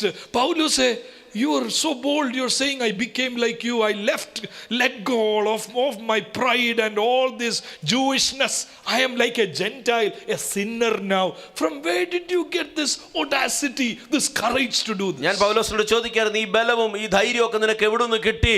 ഞാൻ നിങ്ങൾ എന്നെ പോലെയാകുക, എല്ലാ കാര്യങ്ങളും ഉപേക്ഷിച്ചിട്ട് കർത്താവിനോട് നിൽക്കാനുള്ള ഈ ധൈര്യം എവിടുന്ന് കിട്ടി? എനിക്ക് ഒറ്റ ഉത്തരമേ അതിനകത്തൊന്ന് കിട്ടുന്നുള്ളൂ. I am only getting one answer. Jesus became like us. യേശു നമ്മളെ പോലെയായി. That is the response I got. സ്വർഗത്തിൽ നിന്നും താണഭൂമിയിൽ വന്ന് മനുഷ്യന്റെ വേഷമെടുത്ത യേശുവിനെ മുമ്പിൽ കാണുമ്പോൾ പറയുക, I became like you, just like God became man. Jesus, leaving all the splendor of heaven, came down into this world, became man, and he died. When you think about Jesus, Paul is deriving it from that I became like you. ആ ഒരു ഇൻകാർണേഷണൽ model അല്ലേ ഇവിടെ പൗലോസ് പറയുന്നത്. സുവിശേഷത്തിന്റെ ശക്തിയാൽ, സ്നേഹത്തിൽ, വാത്സല്യത്തിൽ I became like you. And that is a reincarnation model which Paul is saying here through the gospel. I became like you. ദുരുപദേശകരുടെ കയ്യിൽ സഫർ ചെയ്യുന്ന ഒരു വാക്യമുണ്ട്, 2 Corinthians 8:9. A lot of false teachers take 2 Corinthians 8:9 and they mistreat it. നമുക്കിപ്പോൾ ഒരു കാര്യം കാണാം pastor, എത്ര പേരുടെ ബൈബിളിൽ 2 Corinthians 8:9 അണ്ടർലൈൻ ചെയ്തിട്ടുണ്ടെന്ന് നോക്കാം. Let's see how many of you have 2 Corinthians 8:9 underlined in your Bible. കൈ പൊക്കാമോ? കുറഞ്ഞത് ഒരു 15 പേരെങ്കിലും ഇതിനകത്ത് കാണുമെന്ന് എൻ്റെ ഒരു കണക്കൂട്ട്. I am estimating at least 15 people would have underlined 8:9 in your Bibles. Can you raise your hands? Sure enough. Bible ഉള്ളവരെല്ലാം കള്ളം പറയില്ലേ, കള്ളം Don't say lie. കുറച്ച് പേരുണ്ട് അവിടുന്ന്. Yeah, there are many people actually. ചിലർ പകുതി പോകുന്നു. പുറകിലും ഉണ്ട്. ഓക്കെ, എന്തോ അവിടെ പറയുന്നത്? What does it say? നമ്മുടെ കർത്താവായ യേശു ക്രിസ്തു സമ്പന്നനായിരുന്നിട്ടും അവൻ്റെ ദാരിദ്ര്യത്താൽ നിങ്ങൾ സമ്പന്നരാകേണ്ടതിന് നിങ്ങൾ നിമിത്തം ദരിദ്രനായി തീർന്ന കൃപ നിങ്ങൾ അറിയുന്നുവല്ലോ. For you know the grace of our Lord Jesus Christ, though he was rich, for your sake he became poor, so that by his poverty you might become rich. എന്തോ ഈ വാക്യത്തിലൂടെ പറയുന്ന സാധാരണ? What do we say from this verse? God wants you to be rich. ദൈവം ആഗ്രഹിക്കുന്നു നിങ്ങൾ ധനവാന്മാരാകുക. God became poor so that you can be rich. കർത്താവ് ദരിദ്രനായി കാരണം നിങ്ങൾ സമ്പന്നരാകാൻ. Truth is far from it. ഇത് സത്യം ഇതിൽ നിന്ന് വളരെ വിപരീതമാണ്. എന്തോ 2 Corinthians 8 പശ്ചാത്തലം? What is the context of 2 Corinthians 8? Paul is talking about generosity. And പൗലോസ് ഇവിടെ ജനറസിറ്റിയെ പറ്റി പറയുകയാണ്. കൊടുക്കുന്നതിനെ കുറിച്ച് പറയുക. Yeah, he's talking about giving. പിടിച്ചു വെക്കാതെ കൊടുക്കണം. He's talking about giving without constraint. അതിന് ഉദാഹരണം പറയുക, യേശു ദരിദ്രനായി നമ്മളെ പിതാവിനോട് അടുപ്പിക്കാൻ, ആ സമ്പന്നതയിലേക്ക് കൊണ്ടുവരാൻ വേണ്ടി യേശു ദരിദ്രനായി. അതുപോലെ നിങ്ങളും ആ പാത്ത് ഫോളോ ചെയ്യണമെന്ന് പറയാൻ യേശുവിന്റെ ഉദാഹരണം പറയുക. And Jesus is giving an example like Paul is giving an example like just like Jesus became poor to reconcile us to Father and bring us to the Father, in the same way you also. 2 Corinthians 6:10 ഒന്ന് നോക്കാമോ? When you look at 2 Corinthians chapter 6 verses 10, അവിടെ എന്തോ പൗലോസിന്റെ testimony എന്തോ? What is Paul's testimony over there? ദുഃഖിതരെങ്കിലും എപ്പോഴും സന്തോഷിക്കുന്നവർ, as grieving yet always rejoicing, as poor yet enriching many. ദരിദ്രരെങ്കിലും പലരെയും സമ്പന്നരാക്കുന്നവർ. Yes, as even though poor yet enriching many. ആരെ പോലെ? Like whom? As 6:10 ദരിദ്രരെങ്കിലും അനേകരെ സമ്പന്നരാക്കുന്നവർ. 6:10 says yet enriching many even though poor. Poor yet making others rich. Yes. Like whom? ആരെ പോലെ? Like Jesus. Like Jesus in chapter 8 verse 9. യേശുവിനെ പോലെ 8:9. Jesus became man. യേശു മനുഷ്യനായി. പൗലോസ് പറയാ, I became like you. Paul says I became like you. The gospel truth changed my life. സുവിശേഷത്തിന്റെ സത്യം എൻ്റെ ജീവിതത്തെ രൂപാന്തരപ്പെടുത്തി. ശരിക്കും ഈ തലമുറയ്ക്ക് ആവശ്യമുള്ളത് എന്തോ എന്നറിയാമോ? ഇനി What does this generation needs now? നമ്മുടെ ജനറേഷൻ ആവശ്യം gospel living ആണ്. And our generation needs gospel truthful living. Demonstration of the gospel. What we need is the demonstration of the gospel. പൗലോസ് പറഞ്ഞില്ലേ, ഞാൻ നിങ്ങളെ പോലെയായി, നിങ്ങൾ ഇനി എന്നെ പോലെ ആകണം. Paul says I became like you, now you become like me. Somebody who can live out the gospel life. യേശുവിന്റെ സുവിശേഷത്തെ ജീവിതം കൊണ്ട് അങ്ങനെ ജീവിക്കുന്ന ഒരു അനുഭവം. അതിനുവേണ്ടിയാണ് ദൈവം നമ്മളെല്ലാവരെയും വിളിച്ചിരിക്കുന്നത്. That is the reason why God has called each and every one of us. അങ്ങനെയുള്ള ഒരാൾ ഏതിലേ പിന്നെ പ്രശംസിക്കത്തുള്ളൂ? And such a person will only boast about what matter. നമ്മൾ നേടിയതിനെ കുറിച്ചല്ല പിന്നെ It's പ്രശംസിക്കുന്നത്. not about what we gained, what we did. നമ്മുടെ ഭാഗ്യം യേശുവിനെ മനസ്സിലാക്കാനൊത്തതാണ്. And our privilege is that we were able to know Jesus. പരിശുദ്ധാത്മാവിനാൽ നിറയപ്പെടാനൊത്തതാണ്. But we were filled with the Holy Spirit. നമ്മുടെ ഭാഗ്യപ്രശംസ എവിടെ എന്നുള്ള ചോദ്യത്തിന് നമ്മുടെ ഭാഗ്യപ്രശംസ യേശുവിൽ എന്നുള്ള ഉത്തരം നമുക്ക്. Where is our blessedness? What is the matter we are boastful? It is in Jesus. എന്നിട്ട് നമുക്ക് മറ്റുള്ളവരോട് പറയാനൊക്കും I became like you എന്ന് പൗലോസ് പറഞ്ഞ പോലെ, you can see gospel transformation in me, therefore become like me എന്ന് ദൈവം നമ്മളെ കൊണ്ട് പറയിപ്പിക്കും. And then we will be able to say, and God will make us say that I became like Christ, now I became like you and you become like me. യേശുവെ പോലെ ആകുവാൻ എന്നുള്ളൊരു പാട്ടുണ്ട്, ഒരു പഴയ മലയാളം പാട്ട്. There is an old Malayalam song which goes, I want to be like Jesus. ഇന്നത്തെ ദിവസം ഈ അവസാന നിമിഷങ്ങളിലേക്ക് എത്തുമ്പോൾ എനിക്ക് നിങ്ങളെ ആഹ്വാനം ചെയ്യാനുള്ളത് ഇതിനു വേണ്ടിയാ ദൈവമക്കളെ. As we have come to the final moments of tonight's service, this is what I want to give an invitation to you. യേശു രോഗികളെ സൗഖ്യമാക്കുന്ന ദൈവമാണ്. Jesus heals people. കടഭാരം മാറ്റുന്ന ദൈവമാണ്. He solves your financial problems. പക്ഷെ യേശു വന്നതിന്റെ പരമപ്രധാനമായ ലക്ഷ്യം എന്തുവാണ്? But what is the primary purpose for Jesus to come into this world? കുറച്ചു പേരുടെ ജീവിതം ഒന്ന് കംഫർട്ടബിൾ ആക്കാനല്ല യേശു It is not to make some people's life comfortable. ബാരിയേഴ്സിനെ തകർക്കാനാണ് It is to destroy the barriers. ഈ വോളിനെ എല്ലാം തകർത്ത് ദൈവരാജ്യം ഭൂമിയിൽ സ്ഥാപിക്കാനാണ് യേശു വന്നത്. He came to destroy all these walls and establish the kingdom of God upon the face of the earth. Galatia ലേഖനം 3:28 വാക്യത്തിൽ എന്തുവാ പൗലോസ് പറയുന്നത്? ലാസ്റ്റ് വാക്യമായിട്ട് നമുക്ക് അതുകൂടെ ധ്യാനിച്ച് നമുക്ക് ഈ ഗാനത്തിന്റെ വരികൾ പാടാം. Galatians chapter 3 verses 28. What is Paul saying? We will meditate on that and conclude the message. ഒരുവൻ യേശുവിലായാൽ അവിടെ എന്തോ ഇല്ല. There, if anyone is in Christ, what is not there? യഹൂദനും യവനനും എന്നില്ല. There is no Jew or Greek, അവിടെ സ്ത്രീ പുരുഷനെന്ന വ്യത്യാസം. slave free, male or female. All are one in Christ. Since you all are one in Christ ഈ Jesus. വലിയ ദൈവരാജ്യത്തിന്റെ സങ്കല്പത്തിനായി ഒന്ന് സ്തോത്രം ചെയ്യാമോ? Can you thank God for this thought about the kingdom? ഇങ്ങനൊരു രാജ്യത്തിലേക്ക് ദൈവം നമ്മളെ ആക്കിയതിനായി സ്തോത്രം ചെയ്യാമോ? Can you thank God for bringing us to such a kingdom? നമ്മുടെ എന്തെങ്കിലും പ്രവൃത്തി കൊണ്ടാണോ ഈ രാജ്യത്തിൽ കയറിയത്? Did we enter into this kingdom because of any of our work? കൃപയാലാണ് നമുക്ക് ഇങ്ങോട്ട് കയറാനൊത്തത്. We came here through the grace. ഈ നടുച്ചുവർ ഇടിച്ചു കളഞ്ഞത് മനുഷ്യനല്ല, സംഘടനയല്ല, ക്രൂശ് മരണമാണ് ഈ നടുച്ചുവർ ഇടിച്ചു കളഞ്ഞത്. And what happened? Cross, it destroyed that barrier which was in the middle. നിങ്ങൾ ഓർക്കുന്നുണ്ടോ ഈ ദേവാലയത്തിലെ ഈ ദേവാലയത്തിൽ എത്ര കോട്ട്സ് ഉണ്ടായിരുന്നു അവിടെ നിൽക്കാൻ? And do you know how many courts were in the temple? Do you realize? എത്ര ഉണ്ടായിരുന്നു? How many? 3, 4? How many courts? Only 3. 3 courts. പ്രീസ്റ്റിന്റെ ഒരു കോർട്ടുണ്ട്. There was a court for the priests. യഹൂദ പുരുഷന്മാരുടെ ഒരു കോർട്ടുണ്ട്. There was a court for the Jewish സ്ത്രീകളുടെ ഒരു കോർട്ടുണ്ട്. ladies court. Gentiles big court. There was a big court for the Gentiles. ഇത്രയും നാളും പൗലോസ് എവിടാ നിന്നേ? Till now, where was Paul standing? യഹൂദ പുരുഷന്റെ അവിടെ. He was standing near the Jewish പുറമോട്ട് court. നോക്കും, He will look at back. സ്ത്രീകൾ അവിടെ ഇരിപ്പുണ്ട്. There are ladies standing. ഏറ്റവും പുറകെ ജെന്റൈൽസ് അവിടെ. Gentiles are at the back. എന്തോ പൗലോസിന്റെ മനസ്സിൽ തോന്നുന്നത് എന്താ? What is Paul thinking? Thank God I am not like them. അവൻ പറയാണ്, കർത്താവേ സ്തോത്രം, ഞാൻ ഇവരെ പോലെയല്ല. യഹൂദ പുരുഷന്മാരെല്ലാം രാവിലെ പ്രാർത്ഥിക്കുന്ന ഒരു പ്രാർത്ഥന ഉണ്ടായിരുന്നു. There is a prayer which Jewish men used to pray every day. Thank God I am not a woman. ഞാൻ സ്ത്രീയല്ല, അതിനായി ദൈവത്തിന് സ്തോത്രം. ക്രിസ്തുവിലായപ്പോ എന്തോ പറ്റി? Now what happened after he came to Christ? I became like you. ഞാൻ നിങ്ങളെ പോലെ. എങ്ങനെ ഇത് സംഭവിക്കുന്നത്? How did this happen?